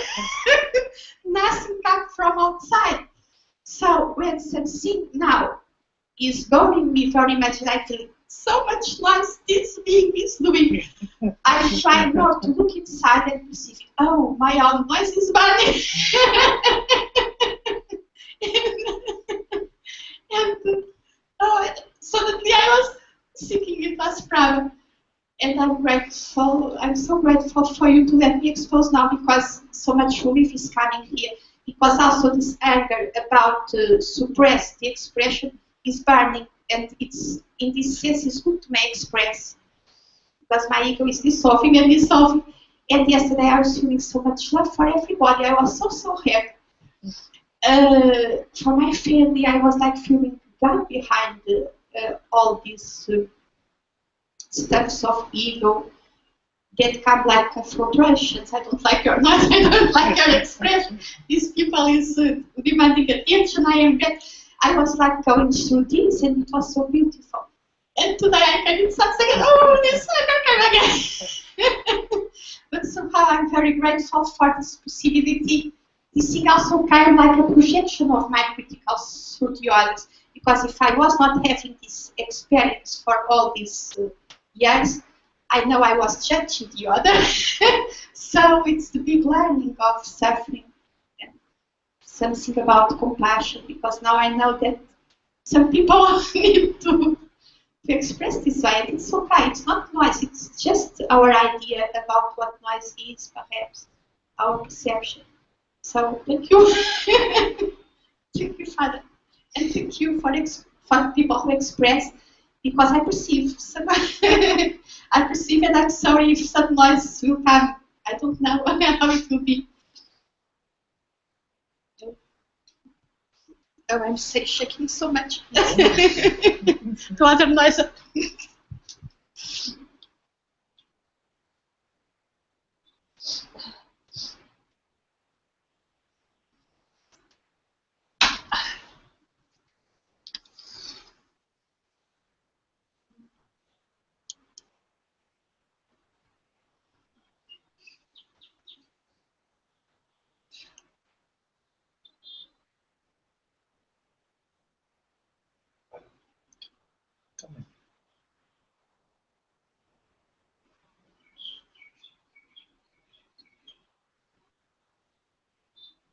So Gillian is just continuing her previous question. So she said, when I'm in that place outside my mind, I don't have anything there, no response, and I feel that even my authentic voice is missing. So I grasp back to the mind.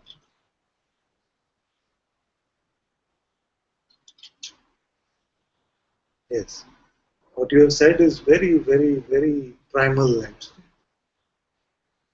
It is the root of this entire play of personhood. Because when we find that we are in this true place of nothingness,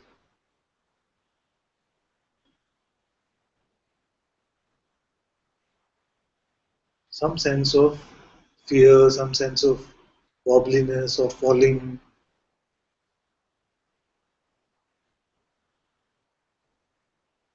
this can be experienced. And this provides the urge for us to go back to the mind. Because it feels like at least I can hang on to the mind for some support.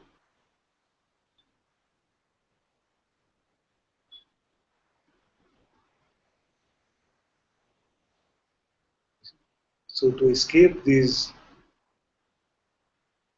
sensations of falling, of fear, of our own fear of our own immensity, of our own complete openness and nakedness,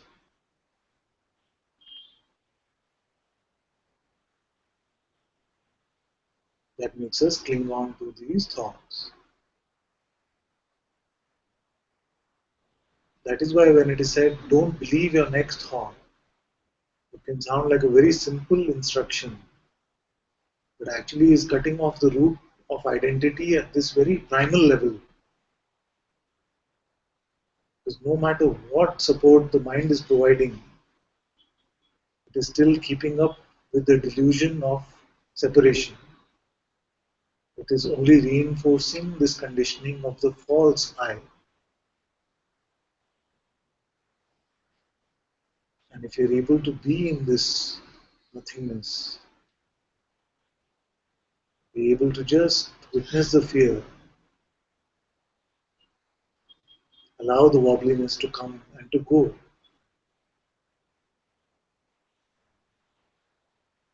then you find that as you're losing the crutches of this mind, the fear of falling was actually the fear of flying.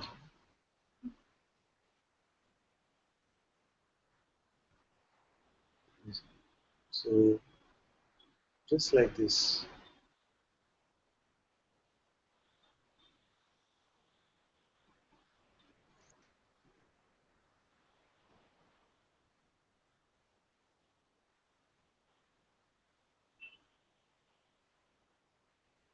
And then we find that this becomes the natural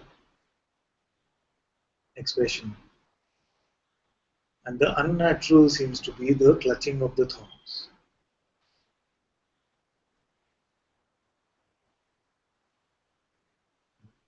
Natural state, if we can call it that, although it's not a state, your naturalness, your originalness,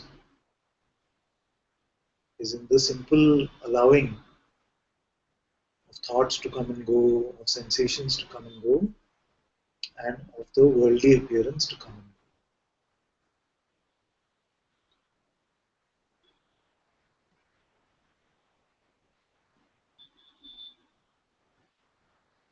So the instruction, don't believe your next thought, is a simple invitation to just allow it to come and go.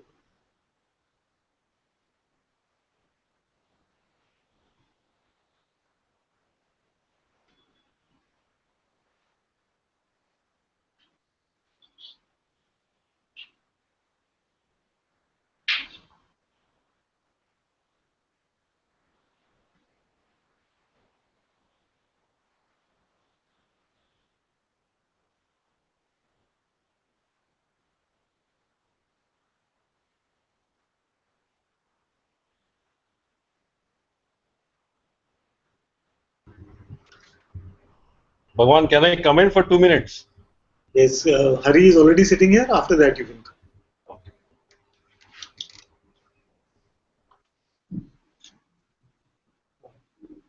just wanted to expose perfectness.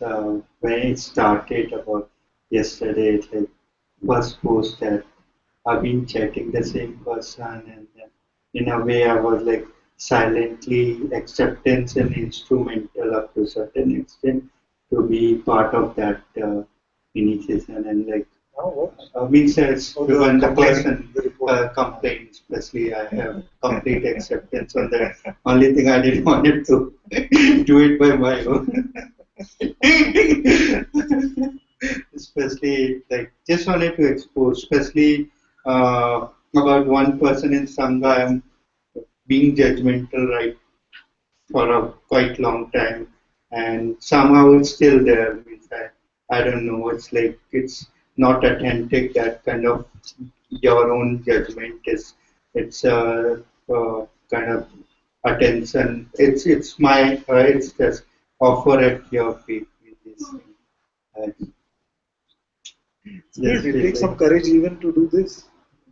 To say I'm still holding on to some judgment and I spot it. Maybe I'm not able to get rid of it completely, but I surrender it at your feet. Maybe. Thank you, Father. Even one funny thing there, like my sister-in-law means I don't speak to my brother's wife, so I don't speak much to her. Yesterday was her birthday, so my sister dropped me a message, Bhabhi, is birthday tomorrow today. Send her a message like, okay, we can have 1 minute silence in the evening. And I end up sending her birthday wish, which was uncharacteristic for me, for ego, to do that. So, thank you. It's your grace, Father. Thank you.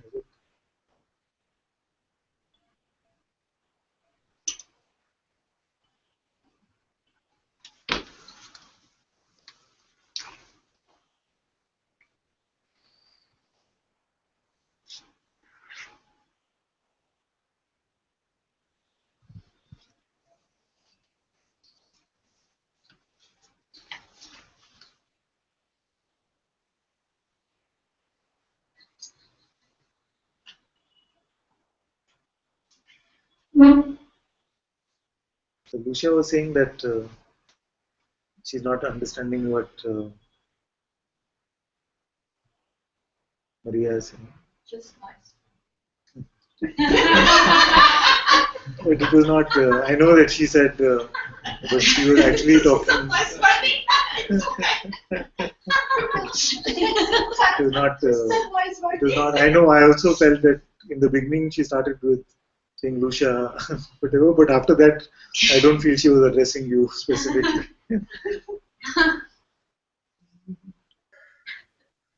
I feel it's very beautiful to be able to have this honesty among the Sangha also. Be able to share with each other.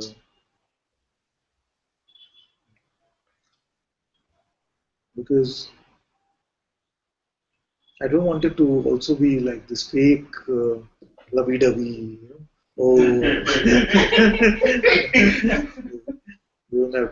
doesn't have to be this fake lovey-dovey thing which you see in some sanghas. It's just like that. Where like this, I feel if we have this honesty, if we have this integrity and openness, which I learned very well from the Moji Sangha actually, because I find over there that there's great integrity and everyone just very openly, with full love, they can share exactly what they are experiencing. So you must have that integrity, but as long as it is integrity which has been sown on the fertile ground of love, I'm very happy with that. Anantaji? Yes. It seemed that Maria was addressing me, but I honestly didn't understand her. Yes, that's what I was saying, that even to me it appeared like when she started, she's going to start talking to you. Yeah. But she addressed you and then it became very general. It was not specific to you. Okay. I wondered. And I wanted to understand what she was saying if she was talking to me directly. So. And Maria, you can message me if you want to talk to me. How about that? That's very good. Very good. Okay, Both of very you good. have a chat. We can have a chat. You can message me and then we can chat. Great. Anilji can come. Okay.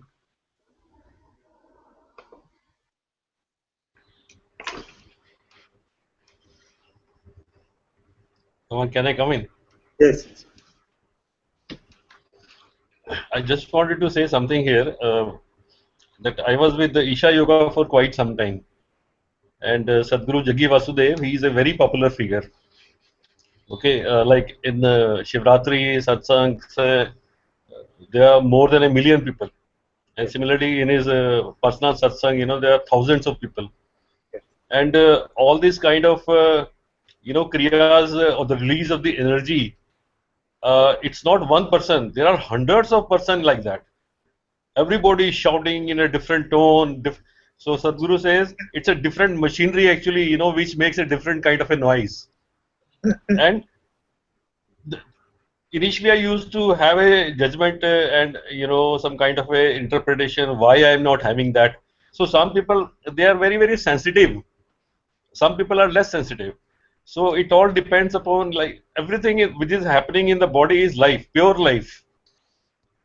And when this life has a movement, then which part of the body will make what kind of a noise, you don't know. So what to do now? Sadhguru said, he's also called Sadhguru, S-A-D, S-A-D. So Sadhguru means like he did not, there was nobody to initiate him, Swambhu kind of a thing. That is what is Sadhguru, Sadhguru. So he said, why you are bothered about other people? When you are sitting in satsang with me, even if there are thousands of people, it is only between me and you. So if we are sitting in a satsang, we are attending a satsang, it's only between you and the Guru. That is the only relationship actually you have. And that Guru himself is not separate from you. Why should you bother about, what others are doing or what others are saying, what other noises are coming? That means you are distracted. You are not in pure satsang with yourself. These are not my words. I am not making any judgment about anyone. Let me clarify this. These are the words of Sadhguru actually, which he said. And Bhagavan, one more thing which I want to say is that when the thoughts, when anything that is happening, the thoughts, the body, which we say that I am neti, neti, neti. So when it is also seen as a divine, then there is a lot of relief. Why should I say, oh, my body, disgusting, unreal, perishable, all that stuff. And if I say, thank you for hosting me, and thank you for giving me an opportunity to, discover me. It is such a relief. Similarly, when the thoughts come, thought themselves do not have a problem. It is a pure thought, pure energy. Interpretation is the problem. So, let us say if a thought comes, don't believe your next thought. Oh, I don't have to believe this thought. That itself is a thought. Now what to do? Okay, I believe a thought. The reaction also comes.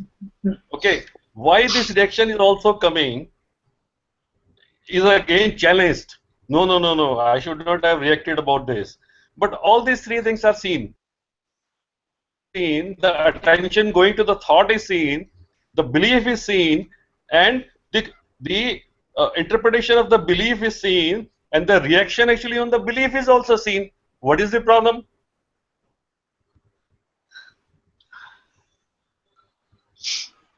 Why that some selective seeing is to be seen? Why should it be like only the selective seen to be seen, and anything that is appearing is not to be seen? Okay, this is something which I don't want to see. No. Don't believe your next thought. That's not a good thought. See, that is Maya and all that stuff. Oh, this one I can believe. See what I've seen. I have seen myself as the expansive space. Wow, this you will believe. This you are ready to believe, saying that, yeah. No. This is an experience. This cannot be a thought. This is definitely an experience, you see. This I will believe. So, believe everything. What is the problem?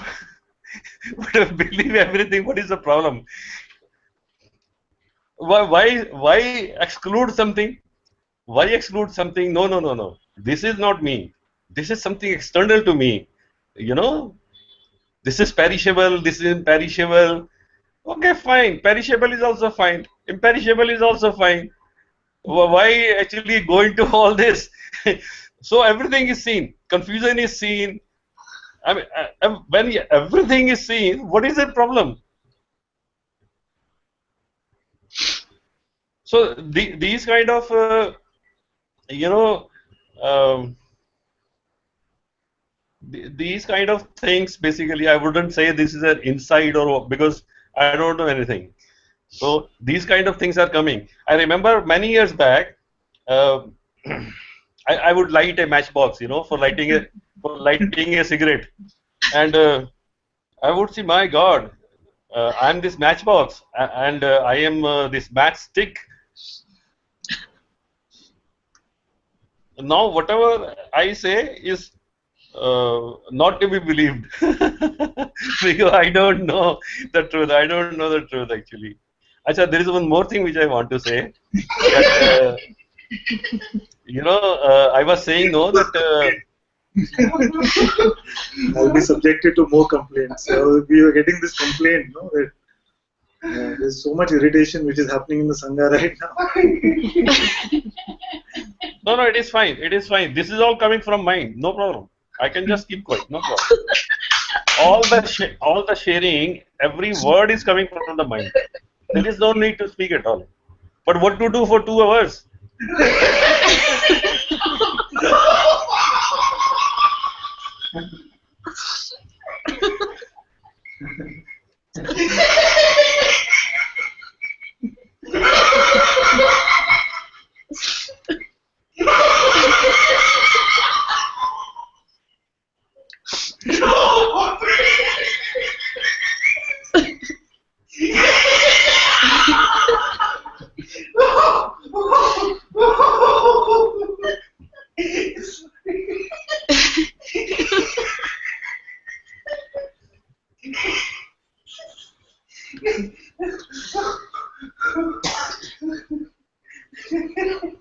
You're one crazy bunch. I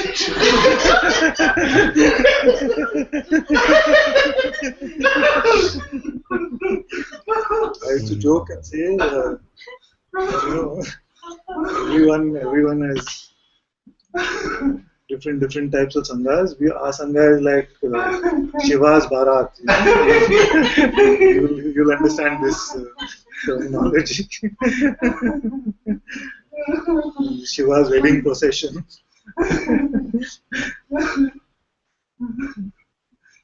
You have to explain that who are the Bharatis actually. Otherwise, most of the people will not understand. I explained, but the essence is lost in the explanation. Okay. Just like when Shiva was getting married, then usually in Indian weddings, then there's a concept of the groom coming to the bridegroom's to the bride's house, and the procession is very beautiful. Everybody puts on their best clothes, fineries, the best, on their best behavior. Used to be, at least. Like this. So Shiva, when he was getting married, it's one of the beautiful stories. So when he was getting married, then in his wedding procession, who was there? All the crazies, uh, all of his followers, which were all wearing skulls around their necks and having weapons in their hands, and I don't want to use the term demons and all that because then that will confuse everyone. But basically a crazy bunch. So this wedding procession is the crazy bunch.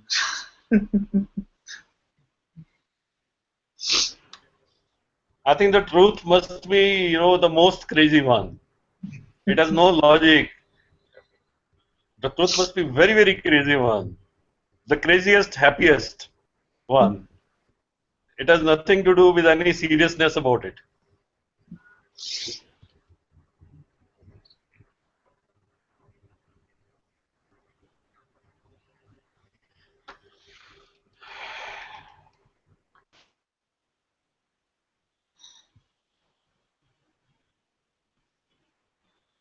Melodious has a question. She says, although the satsang is being extended to YouTube chat, is this a closed group? No, it's not a closed group. You must have clicked on some link on Facebook. Very open to everyone.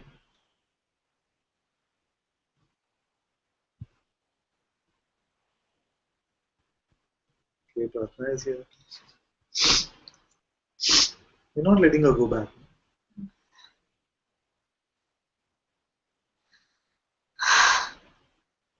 You guys promised. Pratna and Krishna promised that they'll be here for a week. End of May, it was supposed to be. He fell sick, Krishna.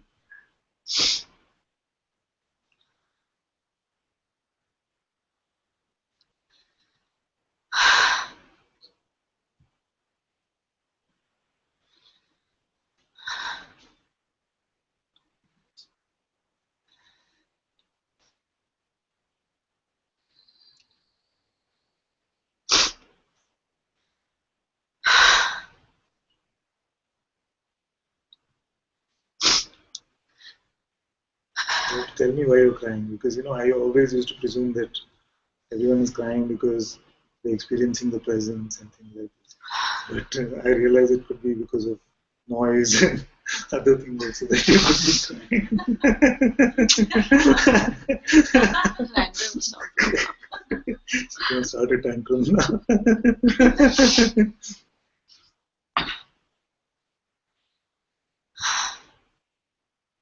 So I just feel like there's this huge identification which there seems to be slowly over the last few weeks, Father, you've been burning one by one. Out of strong ones have been burning, and I'm seeing it, and it's really beautiful. And till last few days, things were quite. I was just not pretending to be the person. I'm not pretending even now. I think it's in a good place, but there's a huge identification of the mother identity. Yeah. And last year you had told me that don't worry about this, let it just be the last one. But it's just time for you to take it away, because everything I've seen with the conditioning in this is just I don't want to play this role anymore.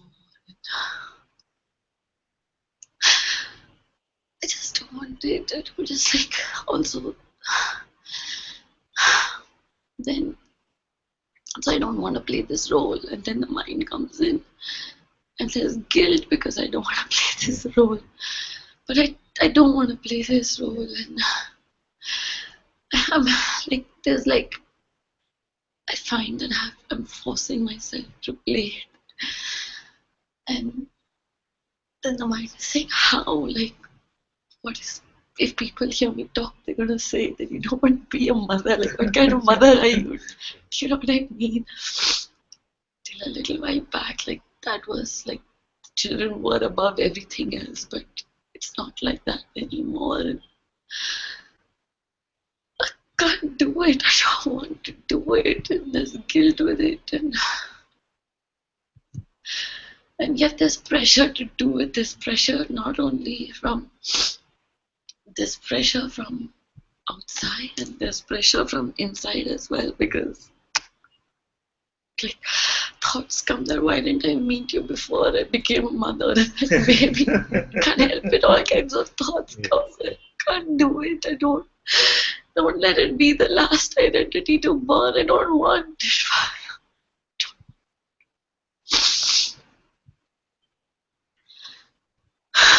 So that's what is burning now. And I can't live for like.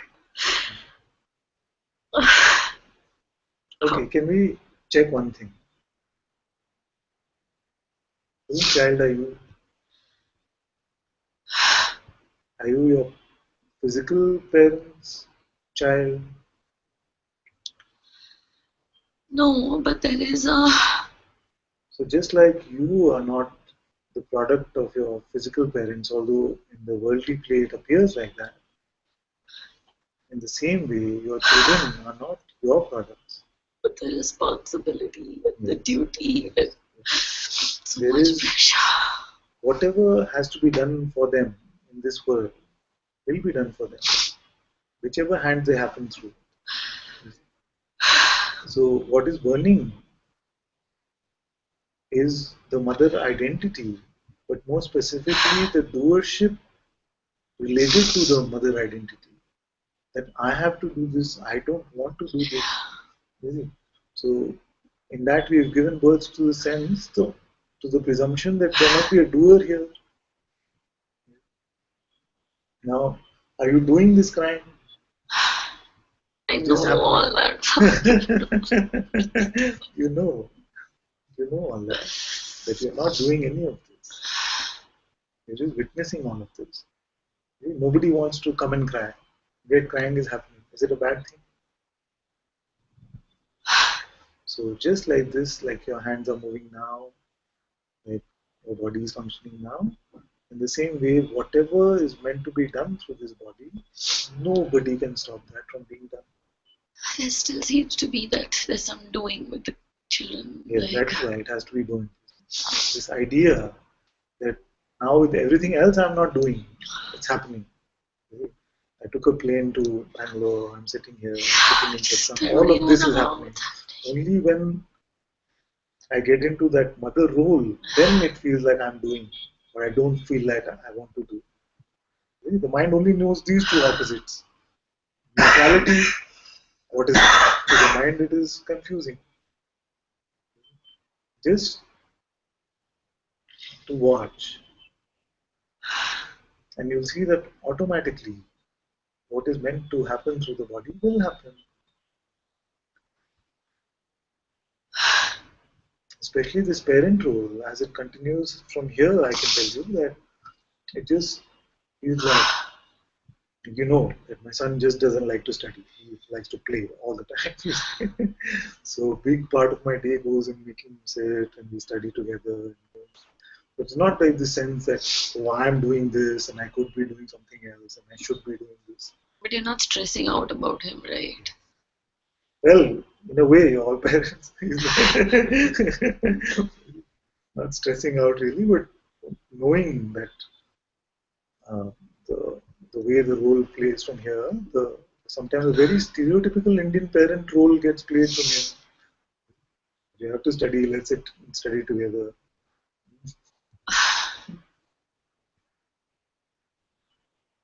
So, like, I don't want to do some of the stuff that I have to do.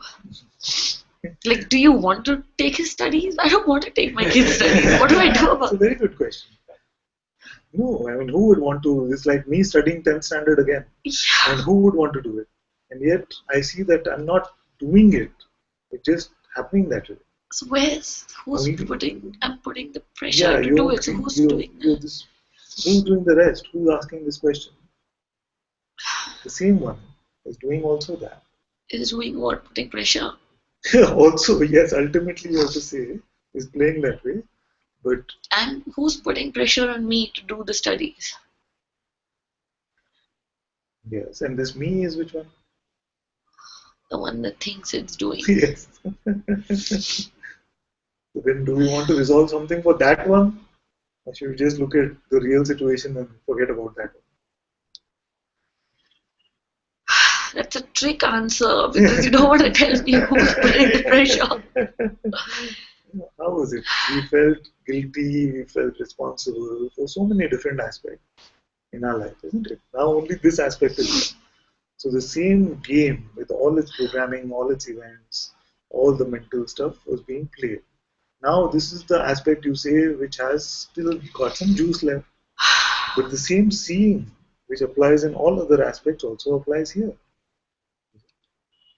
And it's a very auspicious place to come because you know that my usual answer is that keep the mother identity, because I know that the mind plays it as a trick.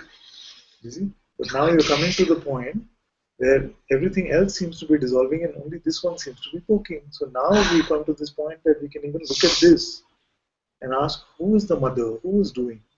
I can't keep it further. Take it. Yes, so it's going like this. With this question, it will go. Who is this one? Who is the mother?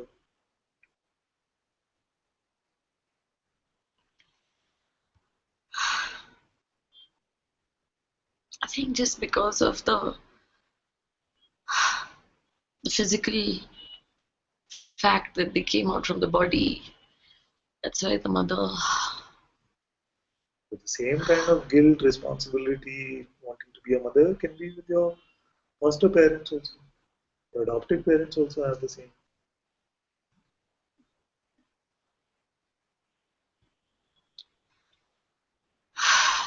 The same thing is there. I take the garden example, where I put the seeds in the garden. And because the sense was there that these are mine, I would check on them first. The big plants are growing, no attention is going there. The one that I planted, that gets so much attention. Because the belief in the me and the fact, the belief in that idea that they are mine, just like this, to see that all actions are just happening, including what actions are flowing through. The mind as a commentator comes and says, yes, I want to do this, no, I don't want to do this. But the actions are happening anyway, or not. Can't see it really like. But we can see it in every other aspect. Yeah, just like. Yeah. So that itself shows you that something is creating a blind spot just about this. How can it be that there is no doer for everything else? Nobody took the flight from Pune to Bangalore, it just happened. Nobody took the cab from airport to here. Only when my kids come in front of me, then I become the doer. Ta-da! So that itself cannot be true. So to see that because conditioning has been strong, and often I say that anytime in the appearance we call something me or mine, that becomes the root for suffering. Because that which is appearing will also disappear.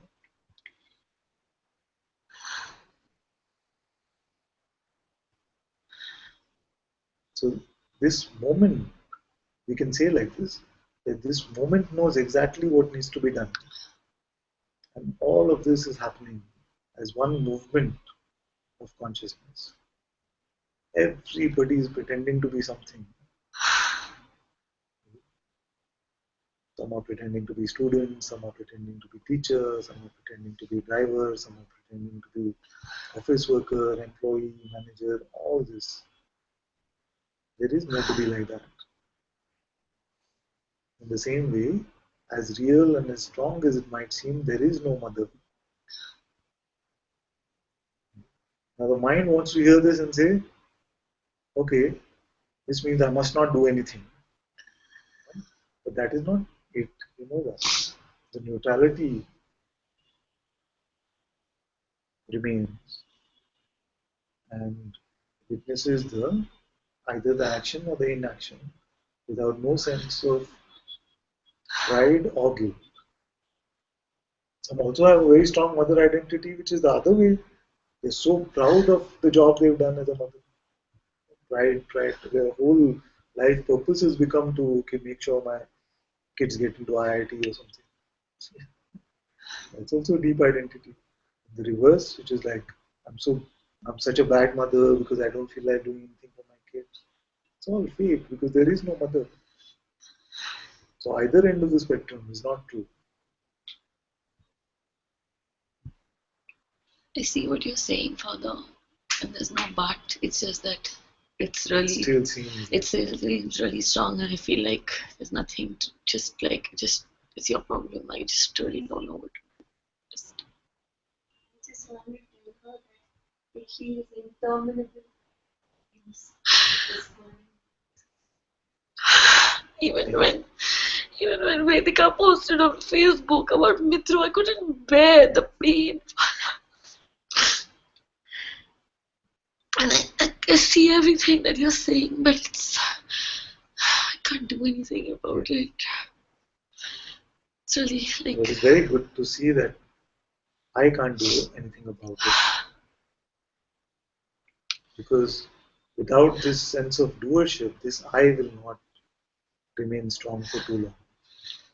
It's really... The giving up of this I is the most important aspect of the dissolution of this I. As long as it still feels that I can do something about it, we give life energy, we give belief to this I. Even with all the other identities in the last few months, it was clearly seen. After the burning, it was clearly seen that there was like, there's no I. It's like I can't even speak about it because, you know what I mean, Father. So it's really strong, and I know that I'll come back and say that, Father, it was so stupid. It's all gone. But right now,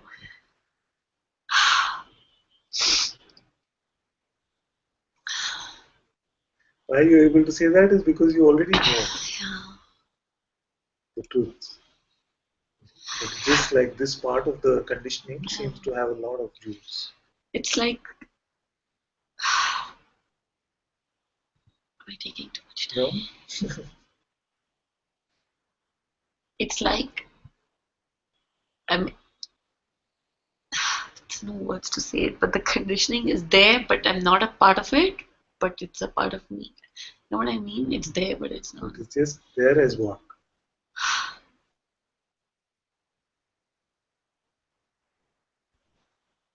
Some beliefs which have been nurtured so beautifully that their roots are so deep, yeah. But it can be seen that it's just that I don't know how to uproot it, and it's not my job, and I just needed to say it to you. Whatever it is, don't give birth to this I. Yeah. Then let's see what tree of conditioning can survive.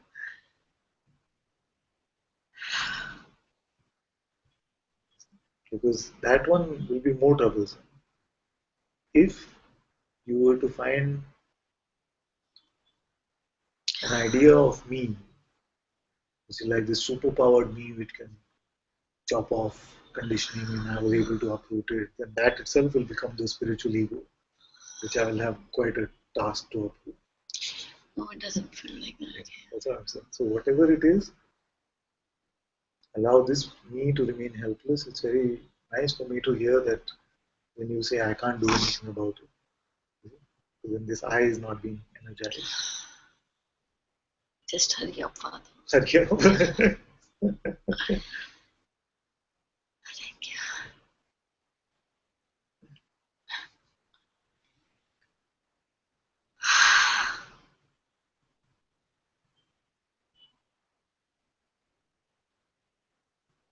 The idea that I am the mother doesn't make the expression of the mother role any better. It only brings along with these things of guilt, pride, It identity. feels like when you just say that like that, the mother word, I want to vomit. That's also not neutrality. So sometimes it can counteract each other and dissolve. So there can be like two ends of the spectrum: attachment to the mother role and or a revulsion to the mother role. If they are meeting each other, colliding and dissolving, then that's fine. But we don't want to make the an aversion to mother role out of you also, right? Because that is also a condition. Yeah. So neither desire nor aversion, neither like. But Father, that's also not in my hands to make an award. Yes. Like it's just I can't do it. It's your problem. Deal with it, Father. Yes. Thank you. Just can't do it. Now don't pick up the problem. You say it's your problem. You deal with it. You don't take it back again. Then there's no problem if I don't take it back. That's what I'm saying.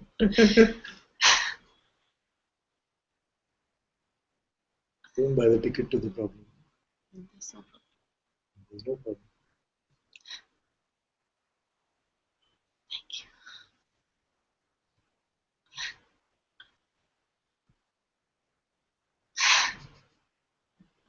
That's it. Yeah. So much drama. We're just leaving it. You said that in the future, maybe someday I'll come back and say it was all stupid. I can see it now. If I don't pick up the problem, Yeah. there's no problem. Yes.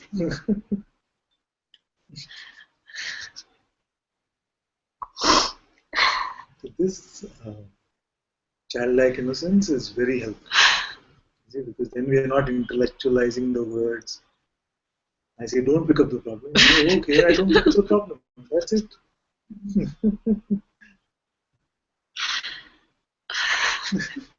Now, this way.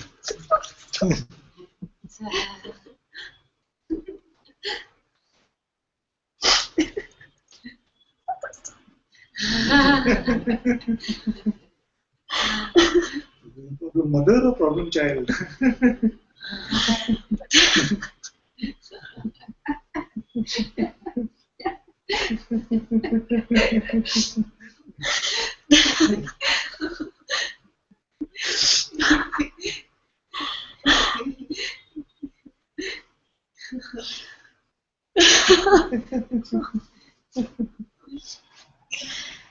Usually the greatest problem is just this.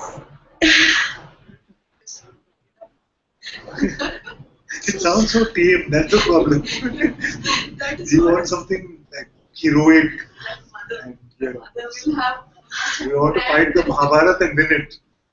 Somebody says just leave the battle. Okay. I'm standing in front of this thousands of enemies and they're out to kill me. How will I fight this battle? And what will I do? Just leave the battleground. What?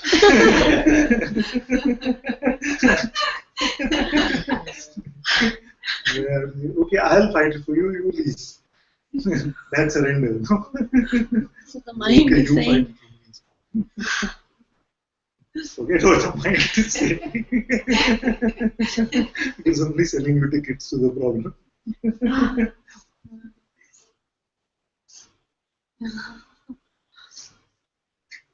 This I learned from Vedika actually. She had this very clear recognition one day after Satsang we were doing the inquiry. And she said, it was like this one fighting the battle, that to find that one, there is no battle to fight. And I remembered it very clearly since then. Of course, she forgot it very fast and went back into the battleground. And now she's leaving you. I found very beautiful what she said. Just like this. I don't know whether she said Don Quixote or I said, but it's just like this. You're just fighting against the windmills. There is no battle. Leave Kurukshetra, the battleground. The mind is only selling you tickets to this war.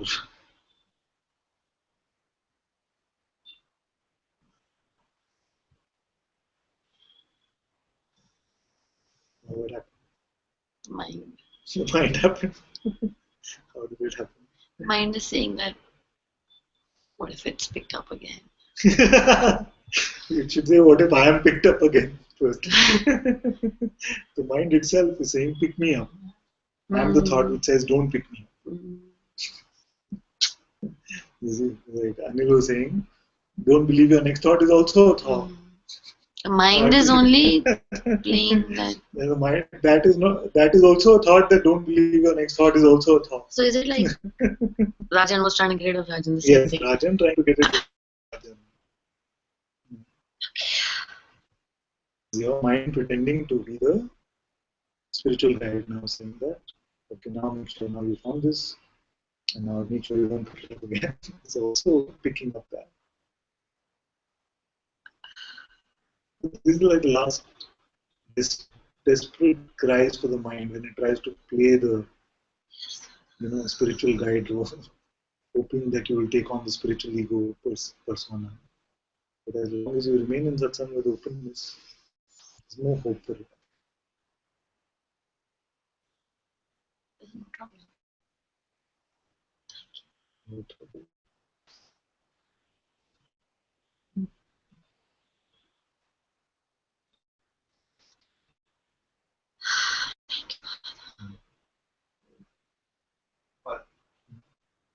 Okay.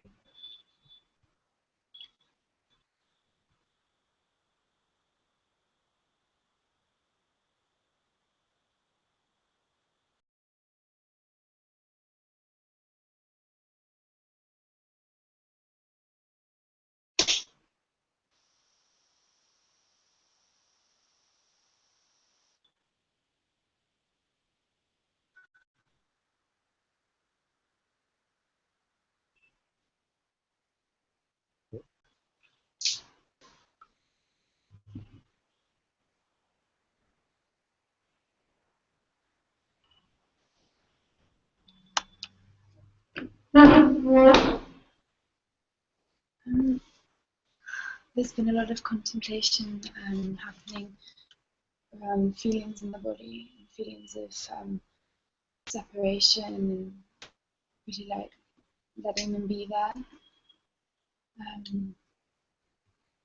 But I just want to look with you to make sure I'm actually doing the inquiry properly, because I've got to be honest, I just come and sit, and your presence engulfs me, and that's why transcribing is so good, because I actually hear what you're saying.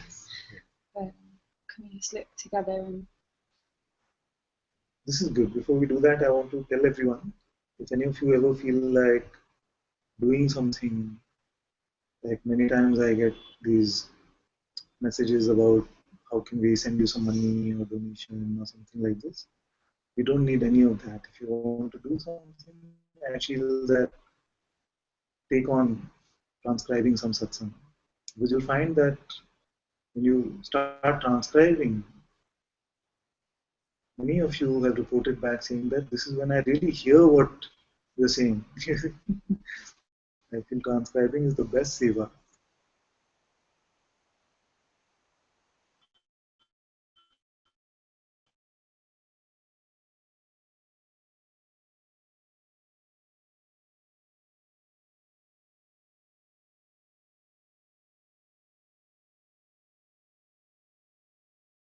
If you feel like doing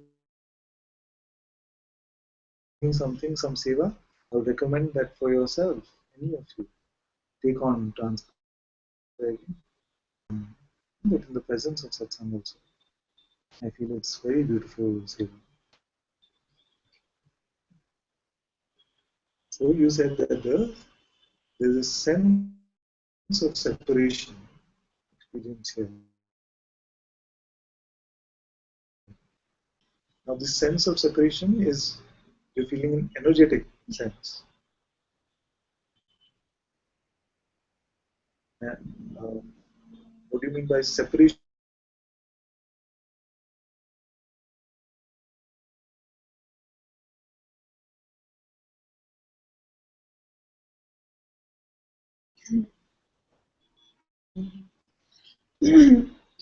so it's feeling in the body, and then the thought, I'm located in the body, you're over there, I'm over here. Yes. So let's find the I which is located in the body.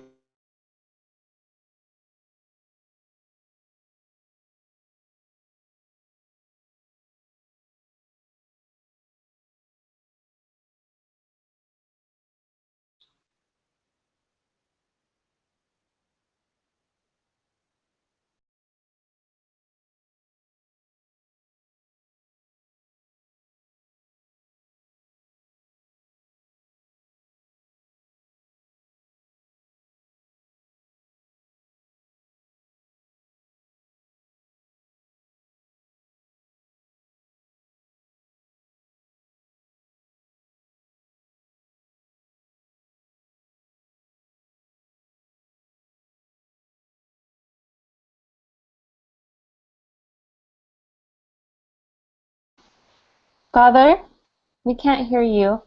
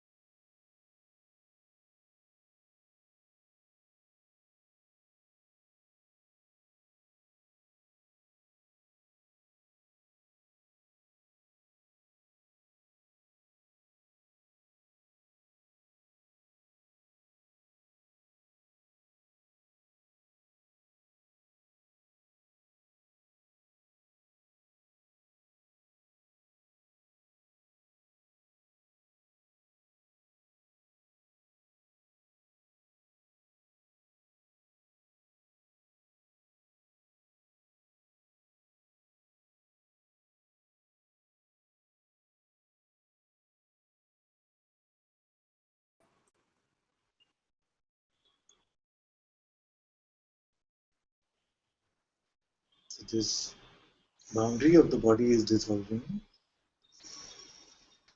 and the other sensations are there. And where are you watching them from?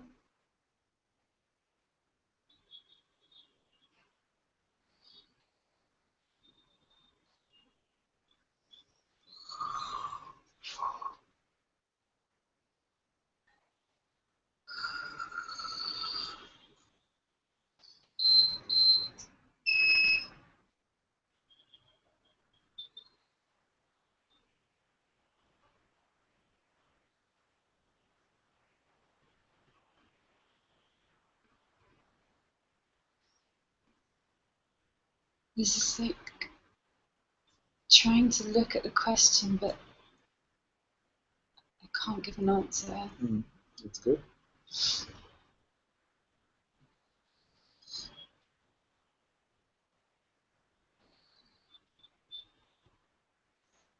The mind is still there. Yes. But the mind, which is thoughts, these words, which are sounds, the sensations in the body, the seeming boundary of the body, all of these. It's like a. Sorry, Yes, carry yes, on. No, you carry on. all of these, are they appearing in one space or they are separate spaces where all of these are experienced? It's one space. This one space. And this space, what are the boundaries of this one?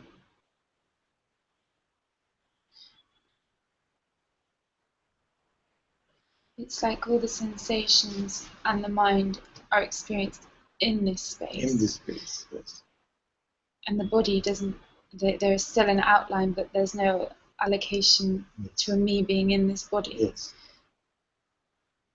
And it's like your voice is in this space, which is everything, but still there's. Sorry, I'm feeling really dizzy.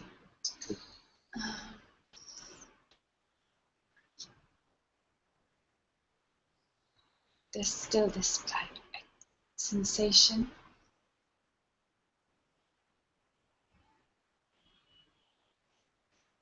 Yes. And this sensation, is it hurting the space in which it is appearing? No, but it's a sensation. It's like a driving force that's pulling the attention back to the mind and what it's saying. So there's an awareness of the attention. Yes. And the attention is going to the mind and its chatter. Yes. And then that's correlating with the feeling, which is supposedly inside this body, which makes me feel allocated here and your voice there. But I know it's not true. So this is exactly what we are saying, this primal urge to refer back to the mind. We can let that also be. Because if we try to fight with our attention, it seems to get very difficult. Just let it go to the mind. Let it say whatever it wants to say, but you let it just come and go.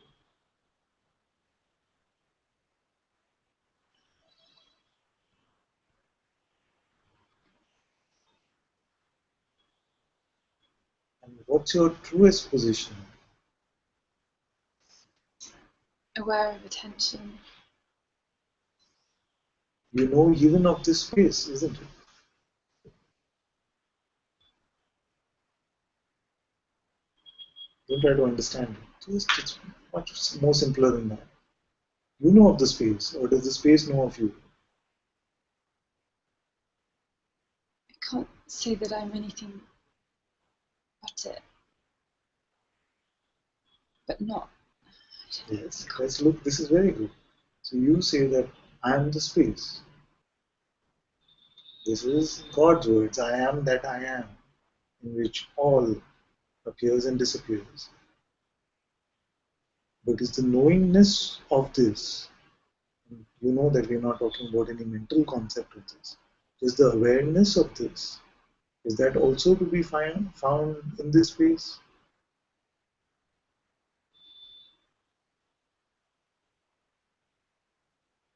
It is this. It's. 。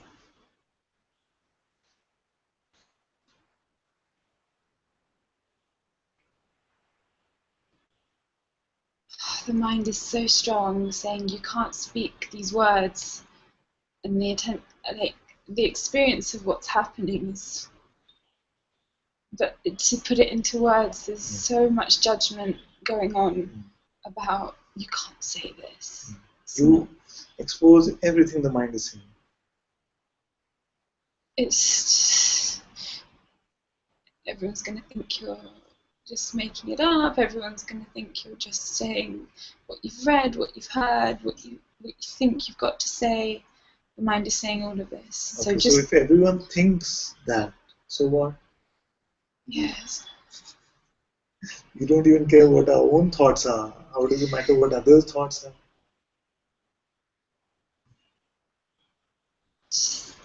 There's some conditioning there around this judgment.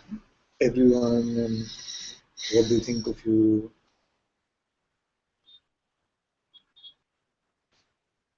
It's so funny how now I've just shrunk back into this personal role again. It's like, But even now, we're not in the personal role. We're still in the watching of all of this. That is not changed.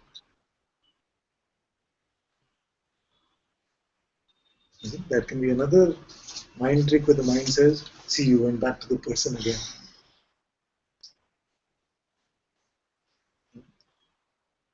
Did you go back to the person? Who is it that went back? Being is just being. In this one space of all phenomenal experiencing, all of this was there. And you know this.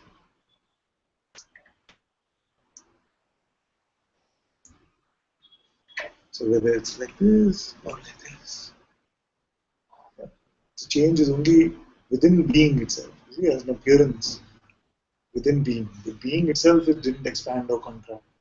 And the knowing of it definitely didn't change.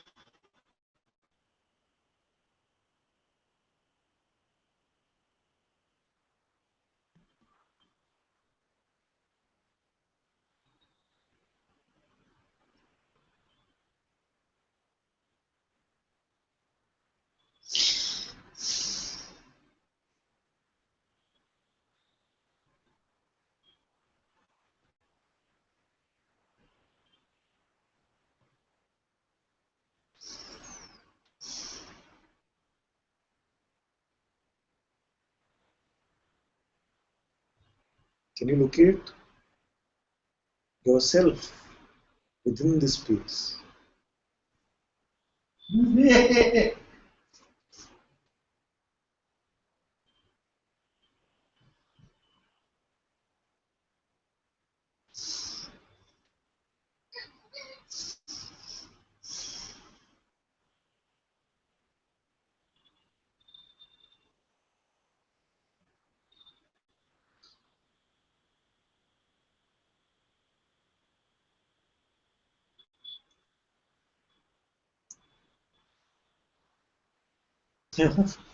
Sorry, it's just that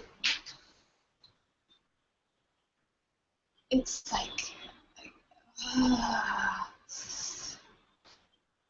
it's so true what I'm experiencing, but the moment I try to put it into words, it's like this contraction into don't say that, you can't say that, it's not for you to say, and then it's like this pull back into personal identity, and it's like it is the conditioning of trying not to be arrogant itself. Oh, and it's just it's so beautiful, and then the mind comes and it's just contraction.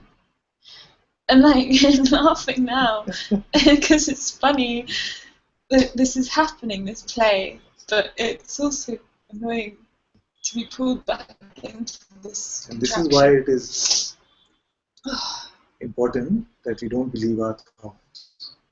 Because even in all of this, nothing happened to awareness. It remains unchanged, isn't it? So therefore, the whole point of satsang is what? Just to bring an end to this conditioning which consciousness itself is believing itself to be. So, because you have nourished this tree of maybe wanting to belong or not seen as something special or try to be humble or something like this, it's like a remote control pushes this arrogance button. Yeah. And the minute it pushes it, it goes, oh. Yeah. What do you think will happen if you say something arrogant? Well, I think it's probably because when I hear someone proclaiming to have seen the truth, it's just this taste. It's like a bad taste of just like, and not all the time, but when it's not genuine, there's this taste of just like, what are you trying to prove? Like, what are you trying to prove? Like, just be quiet. And although so now you want to live up to that same expectation that you set for others. Yeah. Because I know how annoying it is. Like, it's annoying when people not speaking. But even that is a good button to be pressed. Yeah.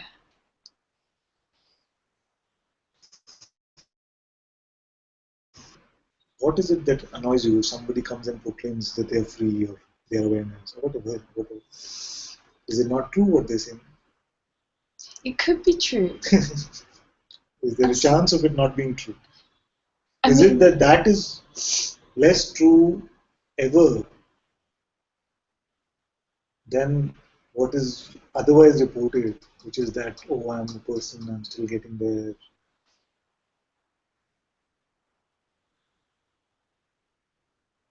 Does the truth become less true whether recognition is there or not? Because it can be the sense that the mind will want to attack and say, no, you haven't got it. No, what are you saying? Something like that, is it? I think what it is it's like the spiritual ego is so distasteful to witness in others as well. It's just like, I don't know.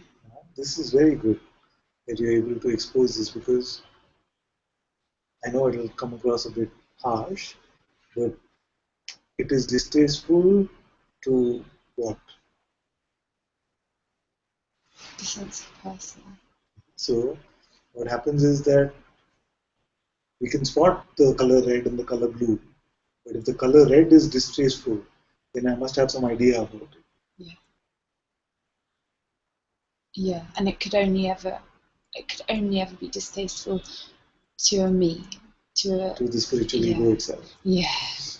I was leading up slowly to soften the blow a bit.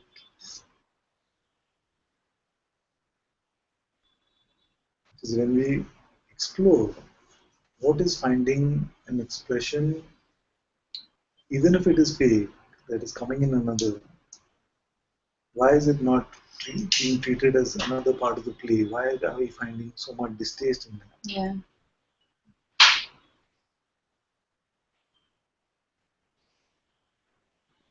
Are these buttons just going to be carrying on? It just seems like the more I get rid of, the more comes up.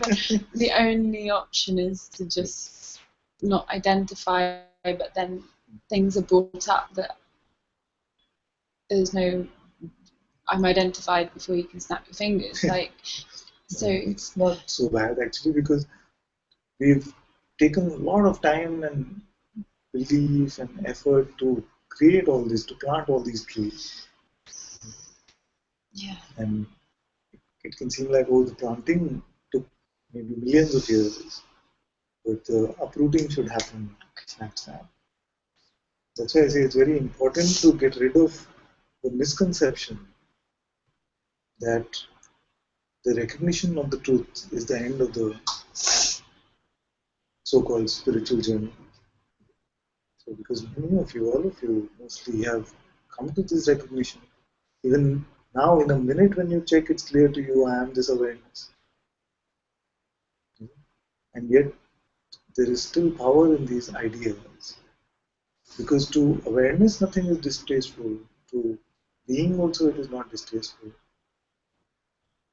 And it is great grace that these things get exposed. Then you can look at them, check on them, and throw them away.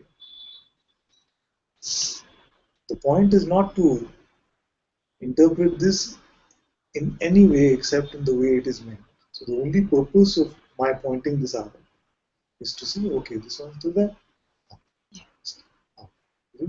But many times what happens is that we start interpreting it. And we say, oh, this is still there. Then I don't know what else is there. We add on more conditioning. Then it becomes count. So I'm taking out, and adding more, adding more. And this is one of the basic tricks for the mind. I will just finish. There's so much I don't know.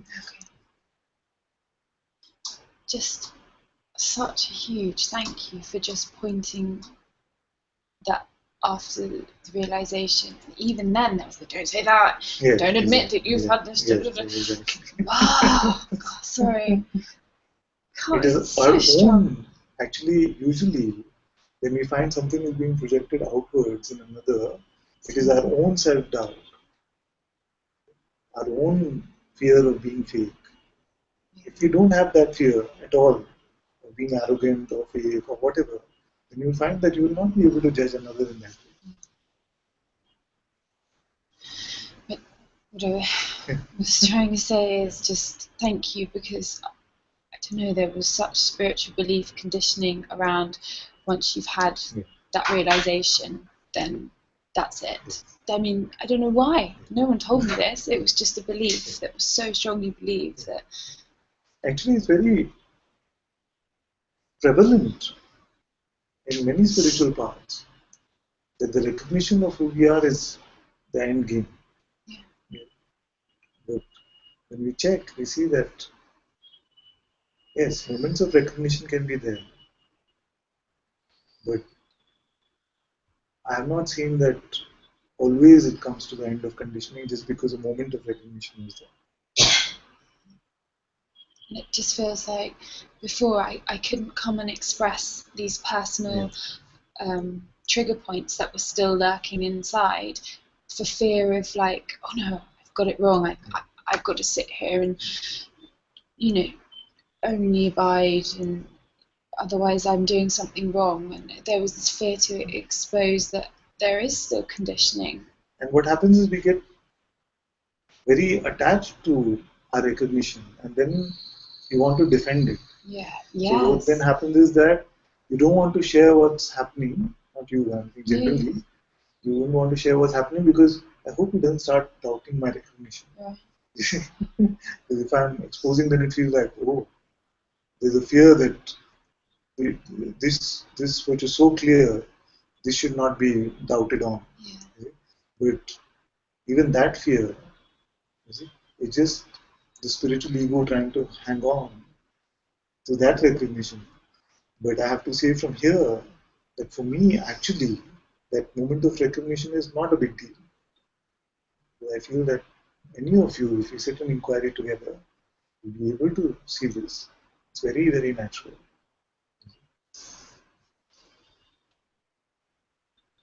This surgery for me is more important.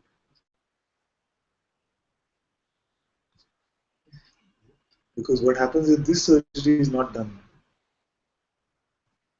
then something gets stronger and stronger attached to our moments of recognition and wants to then create a framework of thoughts around this itself. You see? But you yourself are spotting that there's so much specialness and judgment which can be used to create this, all the spiritual concepts. So that's why it's very important to remain in satsang. maybe for quite some time after many moments of recognition also. So it's a fallacy that, okay, I had a awakening experience, now done, bye bye. Where are my followers? I can say like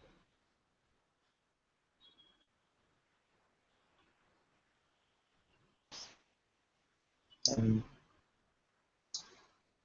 there's no common template for how long it should take. To see that even the sense of it should be over now, it should be over now, why doesn't it get over? Is also coming from the mind.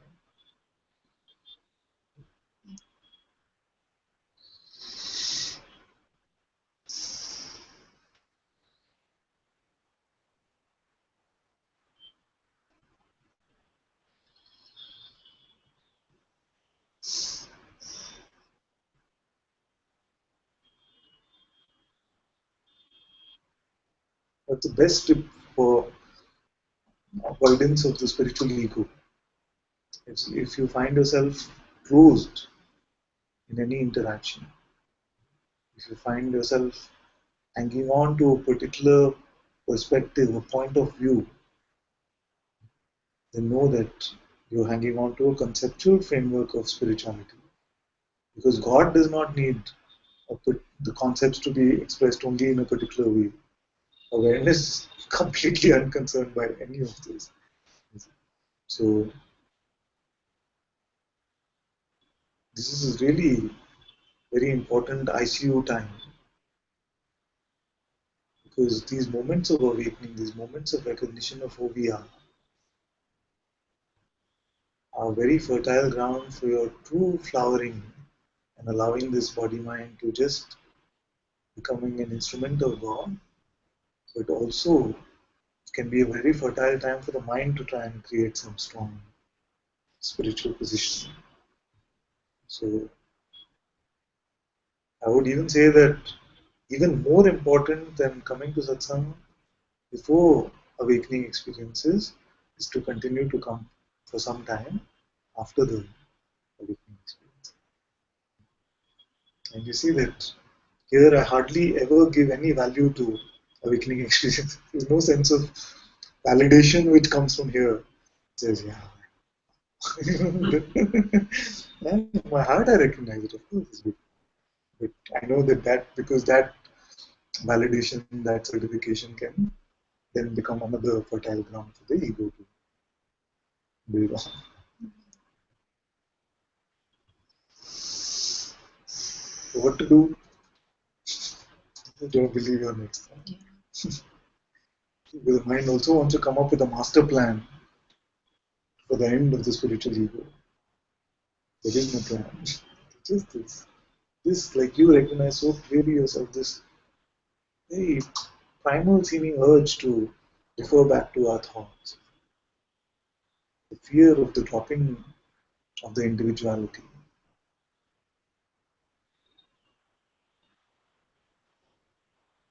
That is what satsang is for.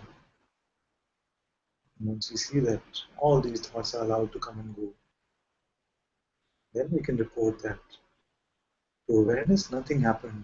Identification, millions of lifetimes, suffering, it means nothing.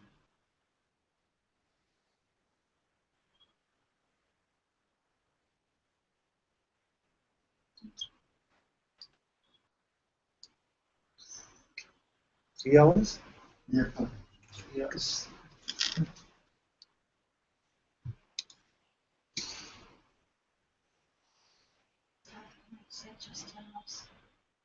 Yes. Also, I'm reading one question there.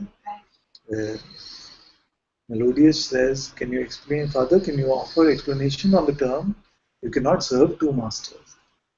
It's very good. So, okay, I don't know the context in which you're asking. There's something more about that.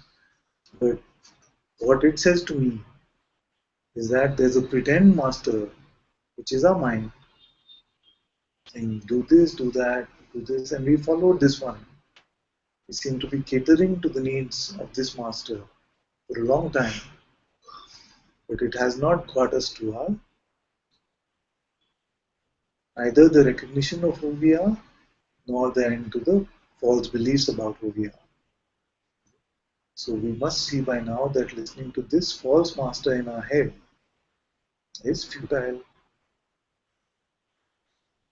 Then who should we listen to?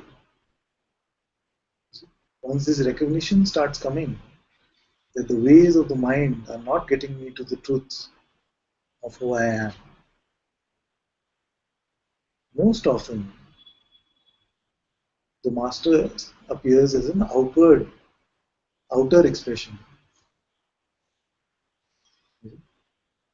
So it can be said that because we are not yet ready to hear and to understand our intuitive presence directly, we're so used to relating to form that we're not able to relate immediately to the formless. You see? So then it appears as an outer expression. But when you come, you hear the words of this seemingly outward expression, it seems like it smells like your own heart is speaking. It feels so comfortable and at home. Mostly, it doesn't always have to start like that. But mostly, the sense of being at home is what you can recognize that you have found your master. So then these words seem to be your own heart's words. And the outward expression is also saying the same thing.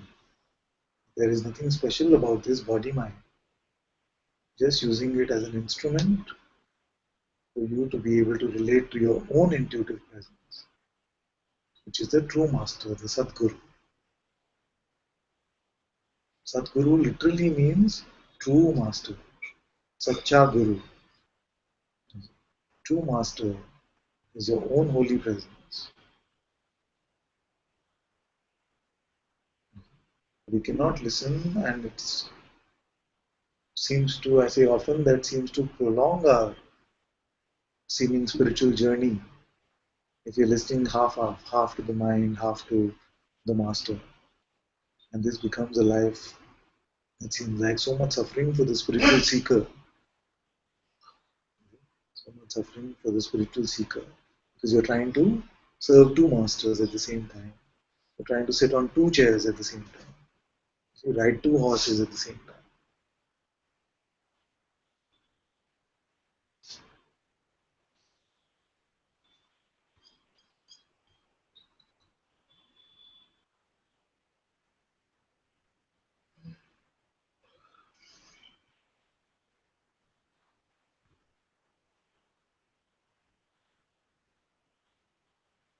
Somebody said? You want to come? Just this kind of fear. With a lot of difficulty that the same person who is allowing to want to exist and to express is so finally I can exist. And it's the next. Yes. This is very beautiful what you say. This is very beautiful what you say. Because what happens is that the suppression of the false one itself is allowing it to perpetuate, you see. So now when you're releasing it, allowing it to just be, then you're allowing the dissolution of this one. Because it was funny here, I don't feel to explain nothing to Lucia. And also I'm not angry anymore. And I'm a person explaining the body for other person. Just she came like a mirror for me to believe to this thought I cannot exist and express in someone. So, And that way we see that everything. And the other is the song about how it was just a mirror. So beautiful. Thank you, sir. Sometimes we feel like the pushing it down, the denial of it, is the freedom from it. But it's not like that. It's not in the false denial, the mental denial. You must allow Yes, I feel like sometimes this thing come and I must express to dissolve, to contain. Now I must burn in silence. Now this I cannot in this moment. It's so painful that it seems that it must come. And then come, okay, it was allowed to express, so I must not be disbelieve anymore. Yes, but I just can't see when this energy express. Yes, Father, I'm so grateful. Also, the cat is not the cat. Sometimes it's not coming for me because it seems it's running out in the night in this moment, and in the bell, I don't know. Something I don't know how many times it can type, but I'm so grateful.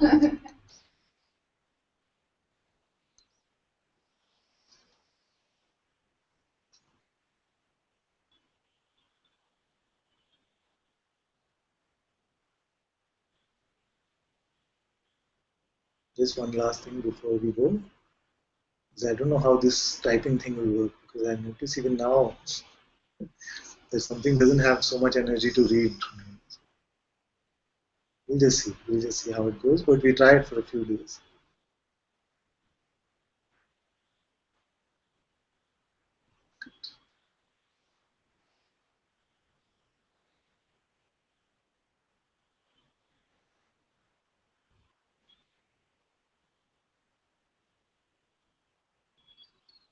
Thank you all so very much for being in Satsang today. Sadhguru Sri Mujiji ki Jai. Sadhguru Sri Ananta ki Jai.